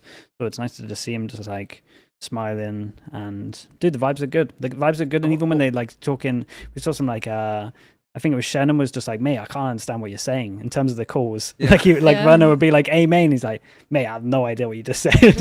And he's like, okay, I know that one. You said A main this time. So I think they're even just like laughing about the just the small issues that they're going through in terms of language barrier. So Yeah. it looks great. I only got to fully watch map 3 of this game, but I was a little disappointed in MIBR playing default comp still. I think Ascent is in a place right now where you can do a lot of interesting stuff. Pretty much every team is experimenting with something new, with something fresh. And that's not to say that I think like default comp's bad. Obviously, it's still completely fine. But I think they definitely struggled, especially playing against Leaf on his on the Vise. They had to put a lot into trying to deal with his utility, and Leaf is still super successful as a side anchor, dealing with them here. But if we're talking positives of this series as a whole, Bruno looked incredible, way better than the disappointing kickoff he had. Like, this guy's definitely ready to be back in the form that he was showing in the offseason, and it doesn't seem like the language barrier is like a problem that is going to doom this team. This match should be the proof in the pudding that like MIBR is not just ready to be like one of the top 3 teams in America, like they were in kickoff, but like can actually compete with G2 and test them. And I honestly did not think we would have a team that could test G2. So this is America's might be back. Yeah, this was some teams. Yeah, but we have more than we're beating the one team we'll region get to allegations. some teams. Don't worry. We'll get to some teams. I do want to quickly touch on Ascent though as well, and G2. I mean, Giacomo. Dude, he's and the Leaf, fucking but goat. Is the the goat. fucking whilst everyone else is fucking their waylay. I mean, you know, we got Dambi fucking doing nothing, dropping negative kills. We got everyone else struggling. They're just dashing in and dying, and then you just got Giacomo, and it's just like. It feels like you could just give him anything, any agent here, and he'll just fucking go crazy. This was it was like, I don't like when teams play Waylay, so it kind of, I don't like this because it's going against my narrative. Because I'm sure teams will be like, oh well, we're as good as G2, so we'll play it too, you know, and then they'll just get fucking fried and lose because they're nowhere near as good, and G2 are maybe the only team. G2 are testing themselves. They have limit testing by playing Waylay. How much of a nut? We're playing with a handicap, but they're making it work, and they're making it look so good. I mean, is the problem with a team like G2, and they did get pushed in this game, but of course that we just expect them to be so good. Everyone already knows that they're so good. Like you say, Mimi, it's a surprise when they get tested. They're so good. Does anyone want to say to? I mean, I'm sure we can glaze them if you want, but it'll be just a weekly glazing session. Do we want a weekly glaze? It's the same. They're same stuff fucking every incredible. week. They're good. Let's move on. Let's talk about the real match of the week. Okay, the real match of the week. This one, I would argue, is one of the biggest shocks in Valorant that I've seen from expectation. I know it's just one game, but 2G fucking midweek, that one of their players just fucking leaves. We'll come to that in a second. Dryad, I want to ask you about that and what the fuck went on. And then they bring in someone, and all of a sudden, 2G are winning. And I remember 2G lost a clutch on Lotus. God, I can't remember what round it was, but they like fumbled a clutch. And I remember thinking, you can't. They were about to win. I was like, fuck, you can't fumble that round, 2G. You can't fucking fumble now. You need to win those rounds. And then they fucking closed it out. And unbelievable. I mean, I was full on rooting for 2G hard, as I'm sure many people were. I cannot believe they pulled this over the line. Where the fuck has this come from? Dryad, start with what the fuck happened with Zap. If I assume you know more than most people. If not, that's fine. Just say whatever you want. And then we'll dive into what the fuck is going on with Loud and 2G. Yeah, the whole Zap situation is probably the weirdest thing that we've seen. Like, from one day to another, this guy's just gone from the team. What happened, or what they say, is just, you know, there was an argument. He was saying some crazy things, and the team was like, actually, we're not dealing with this, and he's out. But doing this from one day to another, there's making that decision, not even knowing who you're gonna have for the day after, or like for your match in like 3 days, is insane. When I was interviewing Faith, the coach, and then he was saying like, yeah, we didn't really get any prep. What's his name? PXS. PXS. Yes. Who, by the way, in a fucking interview after this game said, I didn't ever play Initiator, Yes. not even in Ranked, and then fucking dunked on them on Initiator. What the fuck? It's insane. He said after that, he said he stayed up until like 2 a.m. learning some shit, like practicing, lineups, getting yeah. Yeah, lineups, right? So insane. But and then the coach was like, I don't even know what I was expecting. We had 4 scrims, and then we showed up, and it was like, okay, let's whatever we got, let's see. And I don't think even then they expected that. But it's just, I feel really bad. Like, we never know what happened internally, like how bad it really was, what Zap was saying to the players, or what the situation was. But I really like watching Zap and how much he was lifting up the team. So it was kind of like the one thing that we were holding on with 2G is like, okay, they're losing everything but Zap. He's fired up. Like, surely that's gonna lead them to a victory eventually as the IGL. And it doesn't work, and then you have LZ IGLing. I think he's gonna continue to on the Omen. That's another topic. Like, playing by himself sometimes. He was looking like me on Reyna, but freaking out. So I can't complain. Freaking out. In a good way or a bad way? I was seeing some plays that I'm like, that could be me. Like, going by yourself, Jesus. You think you could be Loud, Dryad? swinging. I mean, honestly, maybe. No. DG Sin? I cannot. No, there's no way. Pancata also no. Yeah, no, I'm kidding. Vinny, I'll think about it. Dude, No, don't no, make fun. Don't make fun of Vicky, my No. girl. We'll get to Loud. We'll get to Loud in a second. We need to keep glazing 2G because Yeah. I mean this is so. I mean, So let's talk about the incredible. match now. To further Yeah. set the stakes, 2 weeks ago they lose our Initiator player, and I mean, arguably one of the best players on the team. He's gone, and they have to bring in a sub.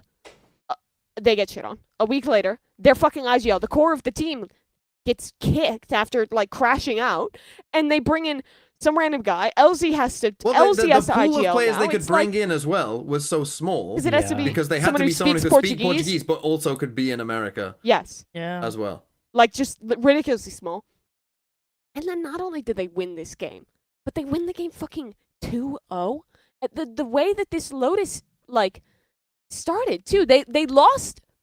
They lost the first piss round. They go down 0-4. We were making jokes about them getting double 13-0'd to lose this game. And Yeah, then we were. something primal awakens within them.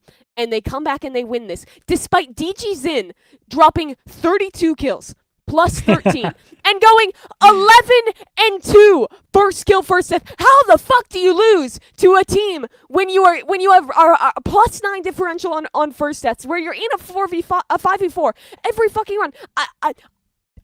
I have no idea, but Loud looked. I felt like I was watching the Titanic sink, but at that fucking 2x speed. It was unfathomable, some of the rounds that this team was playing. It was because dude, when it was like 4-0, I was like, I kind of tuned out a little bit, and then Yeah, it same. started getting like closer and closer, and I was like, hold up, like they can actually start doing this, and then we like fully got into the game. The individual stepped up so much. LZ on defense, just on top of C Holy box. shit. Yes. Every time they Yes. swung him, he would just kill someone just every single time. And then I'm watching like Loud, to be honest, in this half gave them a couple of rounds as well. Like I'm watching Tui's especially just like duel in front of his util, and it's just like you think you're gonna win like no matter what, and then it's kind of like it is satisfying when people get punished when they play like this, because it should happen. Like a good team will punish people for doing these kind of mistakes and thinking they're going to win, like no matter what. And it was just a general overall like step up from everyone in 2G. And I think even they, like, as the rounds got closer and closer and they were winning rounds, even they started believing. Like you could see it in like how they were reacting. Dude, it was so fun to watch. I think LZ played so well. Yeah, it was like, so so cool. It just seems like they were more loose when they were playing. Like they were willing to take more risks, do more individual plays. That's the thing that I was talking about LZ, like on the defense, like you were saying, what they were doing towards A. But then he was like switching it up a little bit, like swinging by himself and getting one, like backing him out. They had like some cool things that to me. Towards the beginning, honestly, I was in denial. Like, I was in the green room watching this game. People were like, "Oh, so this game?" I'm like, "No, it's okay. It's gonna be over soon. Like, it's don't think about it too much." And then they keep winning. I'm like, "No. It's a 13-7. Keep winning rounds. Keep winning rounds." The only time that I thought maybe Loud was kicking was like that Pancata clutch. What was it? Oh, the 1v4. Wasn't even this map. Oh, I can't yeah. remember. It was, yeah. Yeah. And it was. I was like, "Wait a minute." like Are right we near back? the end, right? Yeah. Yeah, towards the end. Yeah, it was painful. But yeah, it was just like a lot of cool individual things that 2G were doing, and I think that's how you have to play with Loud. Maybe it's because he didn't get a lot of practice. They were coming out with like, okay, as the coach was saying, like we'll see what we can do against Loud, and it worked out. Hopefully, they're able to play that same style for other teams. It does seem like a one-time thing against Loud, but there's like some good indications of things that they could do in the future if they were able to talk a little bit more about it and have more time.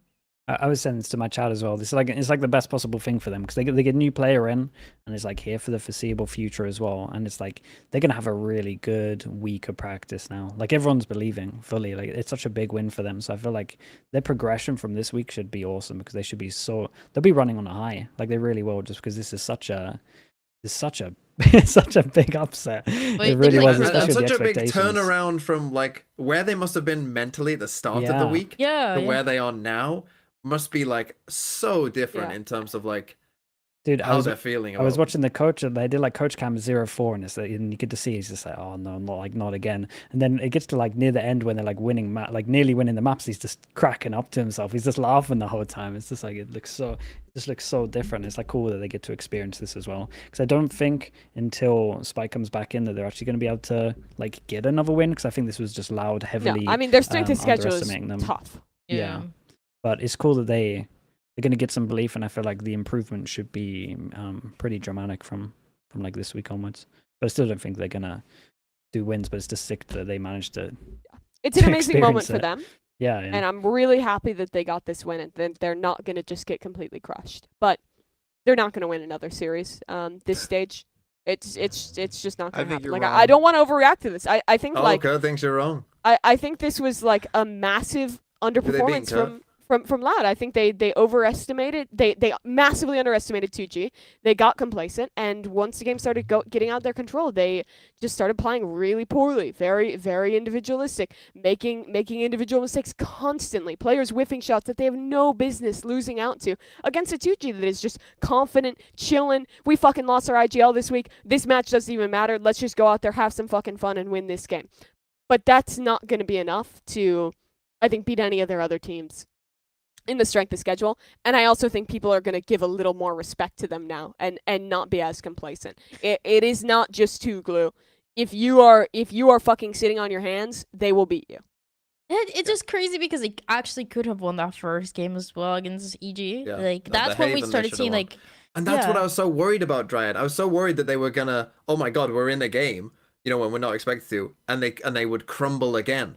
Yeah, I was so worried, and especially when Pancata won that 1v4, I was Oh like, my oh god. fuck. I thought they Yes. were going to They're gonna- choke it. Yeah, they're gonna choke this, and then they're gonna lose, and it's gonna be the most upsetting thing of all happens. time. It happened both maps, right? It happened on the Lotus because there Yeah. was the clutch, and then it happened on Power when they were like 11 something up, and you're like just kept on getting like closer and closer margin. Where you're like, oh guys, please, please Yeah, not like yeah. this. But then they It's a did sick it. game though. It's a sick Yeah, game. it was weirdly, from what looked like the most boring game of the week, turned The into best. It was the best, best. yeah, apart the from best. G2 MIBR, because that Yeah. was a banger. But yeah. a great game. We'll get to Loud maybe during the predictions a bit. Let's talk about the final game that happened, which was, I mean, let's start with the positive.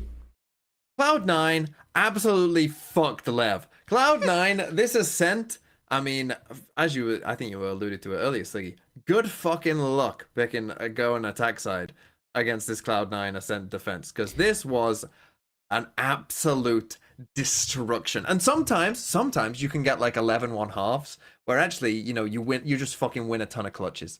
Right? Sometimes that can happen. This was not that at all. I mean, there's that picture of like all of the Lev players like having 1 kill after 4 rounds. There's, I mean, fucking Vic going 24-20. I mean, the comp that they're playing is incredibly tough to attack into. But as some teams, other teams that maybe have been brought up earlier in this stream will show you, it can be done if that team doesn't know what they're doing. But C9, holy shit, someone glaze C9. Oh no, it's incredible because this is a comp that I've been talking about a lot on my stream. I've just been saying, apart from like the server, but the server actually went pretty well. And dude, it's just such a killer combo. We've seen teams use it on Bind at the moment in terms of the Deadlock Vice. It's good on defense, like really good on defense. It's incredibly hard to play against, right? You got to default, you got to find that wall. In reaction to you finding the wall, someone will throw down the Deadlock wall somewhere else, so they don't have to worry about multiple like avenues on the map. And sometimes they don't even find your Vice wall, like in this one where they just play like middle majority. I think if not every single round, maybe apart from one. So yeah, it's just had a lot of thought process, and this is what made me so annoyed when I was watching Talon, because we got the absolute masterclass of how this comp is played. Then straight after we had the pure melt. But I think the thing that is like really telling, and Carl looked at it earlier, is just the score of Vic, like 24-20. Like the kills, deaths, like that's insane on its own. But 20 assists in like what, 15 rounds, I think it is. That is so much. It is just a pure story of they're getting delayed so much. They're abusing Judge, they're abusing Outlaw. It's hard to find these walls. And then when the time goes down and they're like scared of all of these areas and they've broken the util that they need to, like they just have to then force it through a smoke into multiple people holding. And dude, this was one of the it comes back to what I say a lot, is like if you have a comp that makes sense and you have a lot of theory, you will beat every single team in the world that first time you use it. And Lev got a little bit unlucky that they were the ones to actually just have to face this the first time. But you got to give pure credit to C9, because we've seen that people can make this with not fought like look awful. So they really understood the comp. They had a heavy strat book, and everyone knows their roles, and they were fragging heavy. And it just looks like a fucking nightmare to play against. And even on attack, it's going to be pretty good because it's so hard to retake against it. Yeah. That's one of the things. I just think it's cool to connect the pieces of what Cloud9 has been talking about their prep, because I remember week 1, EMEA was like, we were working on every single map, and we didn't have a lot of time off. We were just making sure that we could be, or like have a big map pool. And then when I was doing that interview, I just thought it was cool that Vic was saying we planned this map specifically because we obviously on Ascend, but I think in general they were like, we want to start in the defense. And just looking at the way that they're banning, it's like it seems like they're comfortable with this map enough, obviously with this composition and how crazy it looks, but they're not planning on picking it first. Like they're planning it to be like waiting for teams to keep doing this, to making this mistake. That, I mean, it's unfortunate for Lev. They had no idea what the other team was running, right? Like they did not, they were like, oh, our composition is cooking. And then you see the other side and it's like, wait a minute. This is not how it was meant to go. But it's like little things of like, we might never see a Cloud9 peeking Ascend because they don't want to go on the attacking side, even though, as you said, Sliggy, it could work. Definitely the strength that they have here, it's just unreal. And then like the little details that I feel like we didn't even get to see that much. It was domination, but that 13, yeah, it was 13-3 that they get towards the end. So the Cloud9 just look better than ever, and I'm happy to see it. They had enough time to prep. The players are able to turn up. Oxy is back at being unreal. I think he was a little harsh on himself during kickoff, and now he's just back, consistent. And they could be one of the teams that make it to Toronto towards the end. Yeah, I mean, this game, me and Sideshow were talking about it because, as you said, Sliggy, they were leaving mid. They kept fucking pushing B main. And for some reason, Lev kept being surprised every single time it happened. It felt like. But they kept just pushing B main and leaving mid quite wide open. But as we were saying on our streams, like, it's not like Cloud9 couldn't change that up for the next time they play it. You could run a ton of different, like, mid little trap plays and stuff with their comp. So, like, I mean, I kind of want to see Cloud9 maybe against a better team play Ascent defense again, because I'm just quite interested to see what would happen. But let's flip the switch to the other team. I want to start with this, Kurt. The Rossy post-match tweet thing that you've put in. I actually want to start with that. Because That's crazy. I don't understand this at all. Someone try. I mean, you won't be able to, but try to explain. Try to explain this. I wasn't even the IGL today, but thanks you guys for the input. We are all constantly working to see what works best. I know it's super depressing to see us play like this, and we're truly sorry for showing up the game day like this. Thank you for everything. Why? Someone. I don't understand the timeline. So he comes in. They're like, oh, we want you to be our IGL. You be our IGL.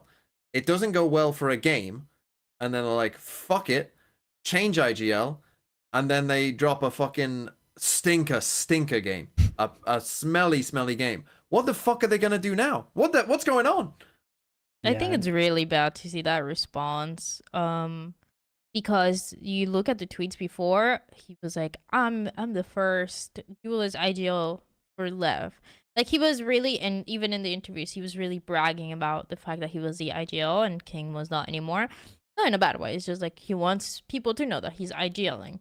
But then you go into this match and you're kind of like washing your hands, like, oh guys, no, that was not me. That was not my IGLing. Like, if that's just how it sounds, like, oh, if I was IGLing, it would have been different. Also, like, stop hating on me because that wasn't me. I don't know. It's just not a thing that he should have posted, I think. If they were having communication issues as an IGO, he's like washing his hands like for himself. It's like, don't blame me, blame whatever else is going on with this team. And yeah, clearly there's a lot of things that are wrong with Lev right now. I don't know if they got him because they just wanted an IGL was the idea initially. Was King is not happy playing your, like, King clearly doesn't want that to happen. King has always been holding onto his IGL role, even when they were on that team with Nosware. Nosware was like, yo, by the way, I could, IGL, or like we could like figure it out together. Because both of them were playing race at the time, so it was like a timeline where they could have figured out who wanted to IGL for some maps or whatever. King did not let that go. Like, that guy cannot be happy about this. And on top of that, you have like your new IGL that is doing this. I don't think it's great. And like, I wanna be on Ross's side, but it's just the way that tweet was worded. Can you guys hear me now? Yeah. I thought I was just getting fucking egoed and rolled over for that entire last segment because I kept trying to talk and then my microphone just wasn't working. Oops. But now that it's working, I think I don't know what's going on inside this team. There's something about Lev and weird internal explosions of their roster. Because what even happened here? They're coming into their first game of the stage. They're saying they picked up Rossy's IGL. King is saying he's IGLing still in some of the videos that Wyatt put out. Rossy's saying on Twitter that he's IGLing. The coach is like, yeah, Rossy's the IGL. But you have to remember, King has been leading this team since the beginning. 2022, when they are fucking playing at Masters Copenhagen, dropping the spike in A heaven. He has been the leader since the absolute beginning. Since they were playing in Latin America, before the Americas League. He's the only Latin American player left on this team of anything resembling that initial roster. And then you're signing someone in after kind of a rough kickoff, pushing him out of that role, and I think that had to create some weird internal things. I don't know King as a person, or if that is something he would have like taken offense to or whatever, but the vibe I'm getting is that there was some kind of disagreement about this swap over in leadership, and I think it's reflecting in the way that they're playing now, and because they're losing these matches now back-to-back 2-0 losses, I think that's only going to continue to snowball this. And really, I think what Rossy tweeted is a pretty inappropriate thing for a player to put out publicly like that. Like, that kind of shit needs to be dealt with internally. I think, like, he doesn't say it directly, but reading between the lines, it really feels like he is putting King on blast by sending that one out. I wasn't even IGL today, but thanks, guys, for the input. Like, it feels like he's deflecting responsibility, which is... When you lose a game like this, you gotta fucking buckle down with the team and figure that shit out together. If you are going on Twitter and deflecting responsibility, that is like, I don't know, man. That is a really bad omen for any hope of a turnaround for LEVIATAN, in my opinion. And the thing is, so here's my thing, my little conspiracy theory. He's saying that he's not IGLing, but what makes you think that King was the one IGLing? Yes, I know it's the obvious thing to assume, but don't know. Who was? I don't know. We should. I just don't think it was King. I really don't think it was King. Okay. Maybe it was no one. Maybe it was everyone. Like whatever Maybe it was was. no one. I mean, it looked like it was no one. Yeah. Yes, actually, that's why.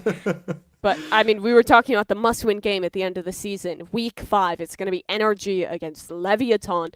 That is going to be a must-win game for both of these teams, and to be able to make the final playoff spot out of this group, presumably they'll be able to beat FURIA, and you'd think, but if they play like this, who knows? Presumably they're going to lose to G2, which means if they want their second win, they have to beat NRG, and I'm not gonna lie, they've gotta fucking figure their shit out between then and now, because if they were to play today, I'm taking NRG every day of the week in that match. I'm taking most teams over them. I think they need to fucking the earliest segment was about the fucking Paper X. How would you fix Paper X? We need a fucking How we would you need, fix we need LEVIATAN? Bren. The next America should be Bren doing what he did for 2G for Lev. You know, lock in. That's what we need to do for Lev. But they, like you say, Dryad, the Yoru shit. I know it's meta, but if you fucking fucked up your roster construction and you don't have a good Yoru player, or it doesn't work for you, then it's not gonna fucking work. Like, at this point, I am genuinely like, if you're playing on Ascent, just put fucking Demon 1 on fucking Jet. It's Ascent. Jet is still good on Ascent. Like, you can fucking make that work. Like, it's okay. And just fucking lean into that shit. Because, this team is in disarray. And maybe a loss like this, because it's so dramatic and so like, you got fucking pummeled, maybe they will, you know, like, wake up and, like, realize just how far away they are and make some drastic changes. Because right now, holy fucking shit, let's move on before I sicken my mouth. Real quick, I think we had a pre-match interview with EMEA talking about Rossy and like the pressure going into it. I'm gonna subtitle you guys can read it. It's pretty good. There was pressure of proving anyone wrong. He says, win or lose, people are gonna troll. That's what they do. He says, I don't care about Rossy. He's not my problem anymore. I'm glad he found a team, but he's got nothing to do with me. God, EMEA is so based. He is the one coach who ever gives real shit in those interviews. So fucking based. Okay. Let's move on then to some Preds. Let's start with the viewers. Let's see how the little Timmies did. Last week, the match of the week was the Gigabanger. It was G2 versus MIBR. Let's see what the people predicted. Surely they got this one right. They did. Well done, G2. Though it was close. It was close, little Timmies. You probably didn't think it would be that close, judging by how many of you went G2, but well done. You did get it right overall. Let's see their final report card, do too. we get the grade final now? report card. Oh, we yeah, had let's take a 3 look at this. matches. It's a C+. Ooh, a C+. Okay, they got a little seal on it. That's not too bad. This is so good. You What? know, That's a pat. C's get degrees, viewers. Good job, Timmies. Yeah, I like that. I want better though. We can do better, little Timmies. We can do better. Let's talk about our first game, which is I mean, there's some games here that I think we might be smiling quite a bit. This one might be one of them. EG versus Sentinels. Oh, for sure on this.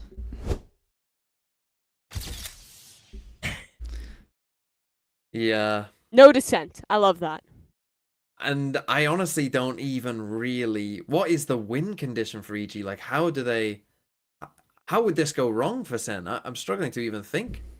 I mean, hopefully EG are good on a map that we haven't seen yet. It's like the only thing that they got going, really. Normally, EG has like a map or a comp that they come out with, and they're like, okay, this is like why they are EG. But we have not seen that yet. Maybe they have that still in the bank, but just they haven't shown us that to this point. So I don't think there is a really logical reason other than just like a blind hope punt to Pred EG here.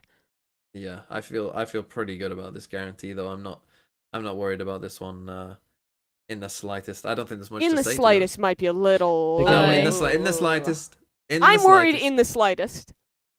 They're going No, Haven, I'm not. right? I'm not worried. I just think it would be interesting if I see and more going against each other and play Whaley. Oh, sell it, Dryad. That's my little thing. Like little goals that I have for this match. Maybe a waylay matchup. Wait, Jawjimo? Wait, Jaw? Yeah, you said Jaw. Oh is yeah. Sentinels. Never mind. Never mind. Never mind. Match. There's nothing interesting Wrong about this match. game. Don't worry about it. Let's move on. It's gonna be a 2-0%. Go next. Go next. 100 Thieves versus Loud. Ooh, where are we going here? Oh boy. Whoa. You pretted Loud! You sick freak! Why did you do that after what we saw last week against 2G? You sick freak. Okay, for the audio listeners, I pretted Loud, You are and the sick everyone freak. else went 100 Thieves. Now, I know you might be looking at me and saying, they did just lose to 2G, and it did look extremely fucking bad. And I'm totally there with you. However, DG's in, still played very well. Yes. That was, I think, the Loud flaw. And we have seen better Loud. Loud have played better than this in kickoff. Yes. This Loud team has played better. We have seen it. It does exist. It's not a myth. Okay? I think that this will be a wake-up call for Loud, and that they will fucking wake up. And I think, Mimi, it's like what you said before, like with the Apeks NAVI game. If you asked me 2 weeks ago who's going to win this game, you know, I'd say NAVI, so I went NAVI. Well, I'm kind of doing the same thing here. Before the season, Okay. you would have put these two teams in a similar sort of bucket. Okay? Now, I agree. Loud were fucking dog shit. I'm not going to argue. I'm not going to fucking argue with that. They're dog shit. But now, backs against the wall, 0-2, need a fucking win. DG's in fucking turns up, Loud to the fucking moon, and play this next week when Loud fucking win this, Kurt. So do you think DGCN is better than Asuna and Neon? I think the DG. I mean, his fucking Neon was. It was his Neon, right? On Lotus, it was fucking Yeah, it was popping Neon. off. He's Yeah, it taking was every good. fucking It was fight. good. Yeah, I mean, I'm in. I'm in for it. Yeah, Dude, like, okay. look, I'm worried. It's possible Loud are just shit. That is absolutely in the realm of possibility. I think you made me believe a little bit more than I was originally believing, because I do agree with you, and I think when I look at the 2G game, they came in like it felt like pretty. I think they played disrespectful and paid for it, and I don't think they will do that again. I do believe there is a lesson to be learned, so I don't think it's the craziest take, but right now it feels like the craziest take. Yes, I understand that. It does. I initially picked Loud and told Kurt to change it because I had this change of heart and had this vision from the future that Loud will win. And Kurt can Do you play that think clip next week. Tuiz is going to get benched for Luke XO? He's Uh, been on the possibly. roster. He's- He he's- just Where's turned. this guy? Tui's talked about Kurt's, this. Kurt's out just- here leaking Kurt's some making. random Oh, don't you shit. know Kurt's the GM of Loud? This is on their VLR. People were talking about it behind the scenes, but he was a Ascension player that got signed by Loud during the off season. He turned 18 earlier this month. He's And insane, apparently by he's the way. a god. Yes, I've he just is. heard good things from Wyatt. I heard Wyatt talking about this. Not necessarily benching Tui's, but I believe he plays the same role. Get him Yes. in. No, he is insane. When he was playing Ascension, he was one of the better players, especially because he was not. Yeah, he I was not playing recognize his Duelist. name. Yeah. I wanna take a moment, PMV, and I wanna apologize. I don't think Good. you're a sick freak, but I do No, think that's- you're wrong that's about fine. this prediction.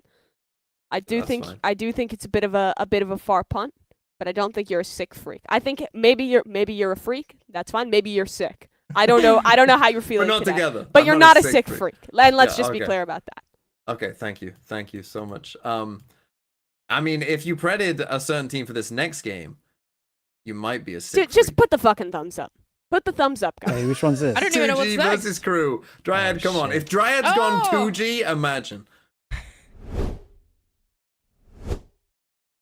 Of course. No, we all went Crew. I mean, Yay.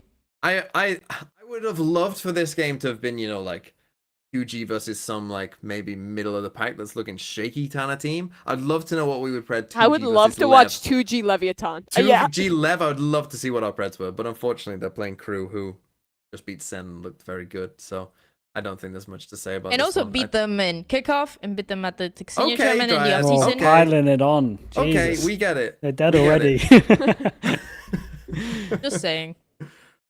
2G are gonna have to get their big brother G2 to shut you up about Crew.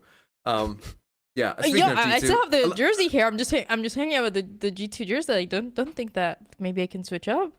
You, the biggest heel turn of all time. Dryad's a G2 fan.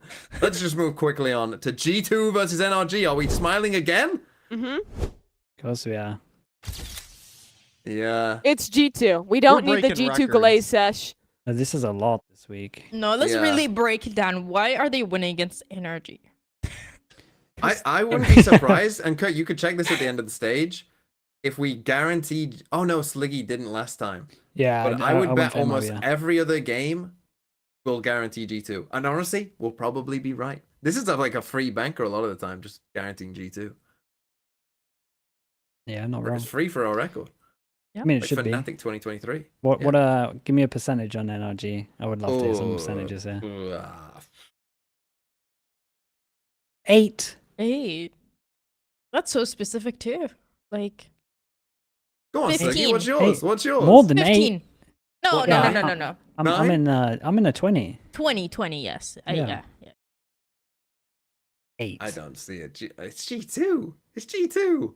Yeah, but 8. Come on. Yeah, but Pistol yeah. Run, Snowball, yeah, but Valorant.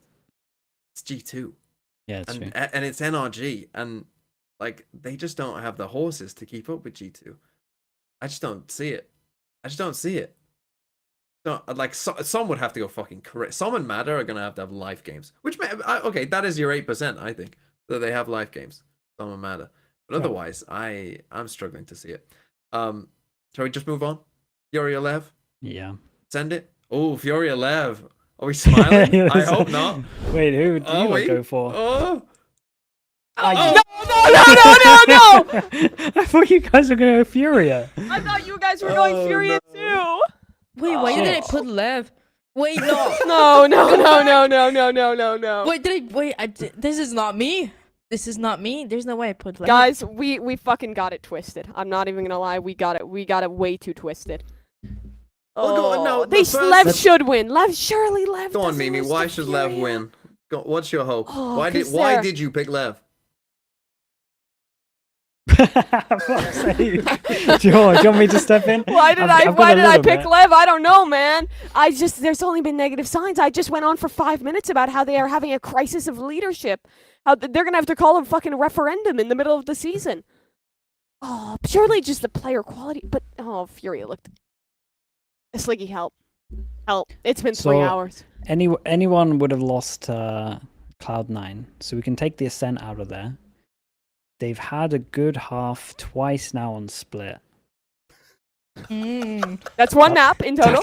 That's all I've got, honestly. But, No, what you would say is who but I their just- opponent is. Their opponent Sure. is the reason we're picking Lev. It's they're at the yeah. end of the day, Furia, they won a map, but they did show their true colors at the end of that series, right? Map 3, map 2, they got their shit cooked by NRG. They did not look competitive whatsoever. They were not playing as a team. Their individuals looked out of form compared to how they looked in the first map. But at the same time, we had freedom from Gloria for a moment. We were reminded of the Panther that did not get turned into the glue, the one that was once great. All they got to Escape do is ban Lotus. What did they ban last time? Tell me I looked into this. Did they ban Lotus? Shit, they banned Fracture. All they gotta do is ban Lotus though, and then I think they're actually okay in this. Okay, 'Cause well, that- there we that go. is- that is the Furia map, and I think if Lotus is there, then could get pretty rough. But if they ban Lotus, I think they're fine. Okay. Well, let's pray and hope they do. Let's move on to a game. I hope we don't guarantee this one. I hope we don't. It's Cloud9 versus MIBR, America's match of the week. Let's see what we went for. I think I've gone different, G guys. Surely. Oh, gee. Thank God, Dan. Thank God. Oh, Thank God. Thank God. God. For that. I was okay. going Once MIBR because again. I thought you guys were going to go C9. Okay, so 3 of us have gone MIBR, and Dryad is the lone dissenter on Cloud9. Tell us why you picked Cloud9, Dryad. Yeah, this one second. Looking at, let me visualize this for myself. Okay.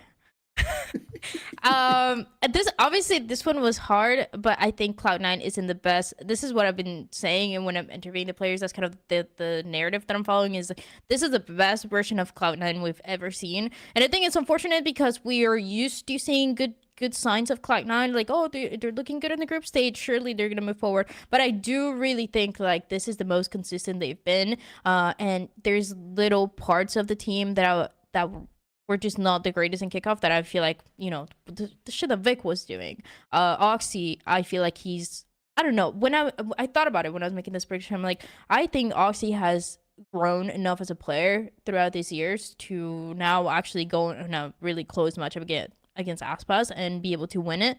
And you look at the team around it, the way this strip has been looking like, just I think the team itself and the preparation they have been doing is better than what MIBR has been doing. I think MIBR individually have been good, but yeah, like we talked about that standard composition and Ascent, they are the only team in I think all the regions that were playing that standard comp, and they had the same issues in kickoff. Like they were not either changing comps or updating like the playbook, doing different things. And it's fine. They get away with it, but now Cloud9 seems more ready to contest that, and they could win.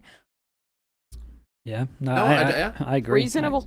I agree. I found this one out of all of the pick'ems today. This was the hardest one because Yes, I like flip flopped quite a few times. The only reason I think I went for MIBR is just because I think C9 had a lot of demos, whereas like the first time maybe they have like a game plan that works well. Like if I'm just looking at their Lotus, if I'm looking at their split, they use like the wall over towards attack A to create pressure, and then they use their smoke. And I think you can probably have, if you antied it, a couple of tells like from MIBR in terms of how C9 play.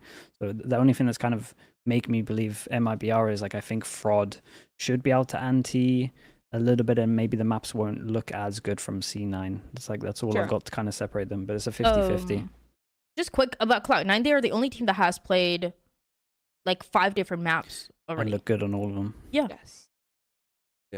I think that's completely reasonable. As you say, Sliggy, I think it's a 50-50. I spent some time just unsure of who to go for. Yeah.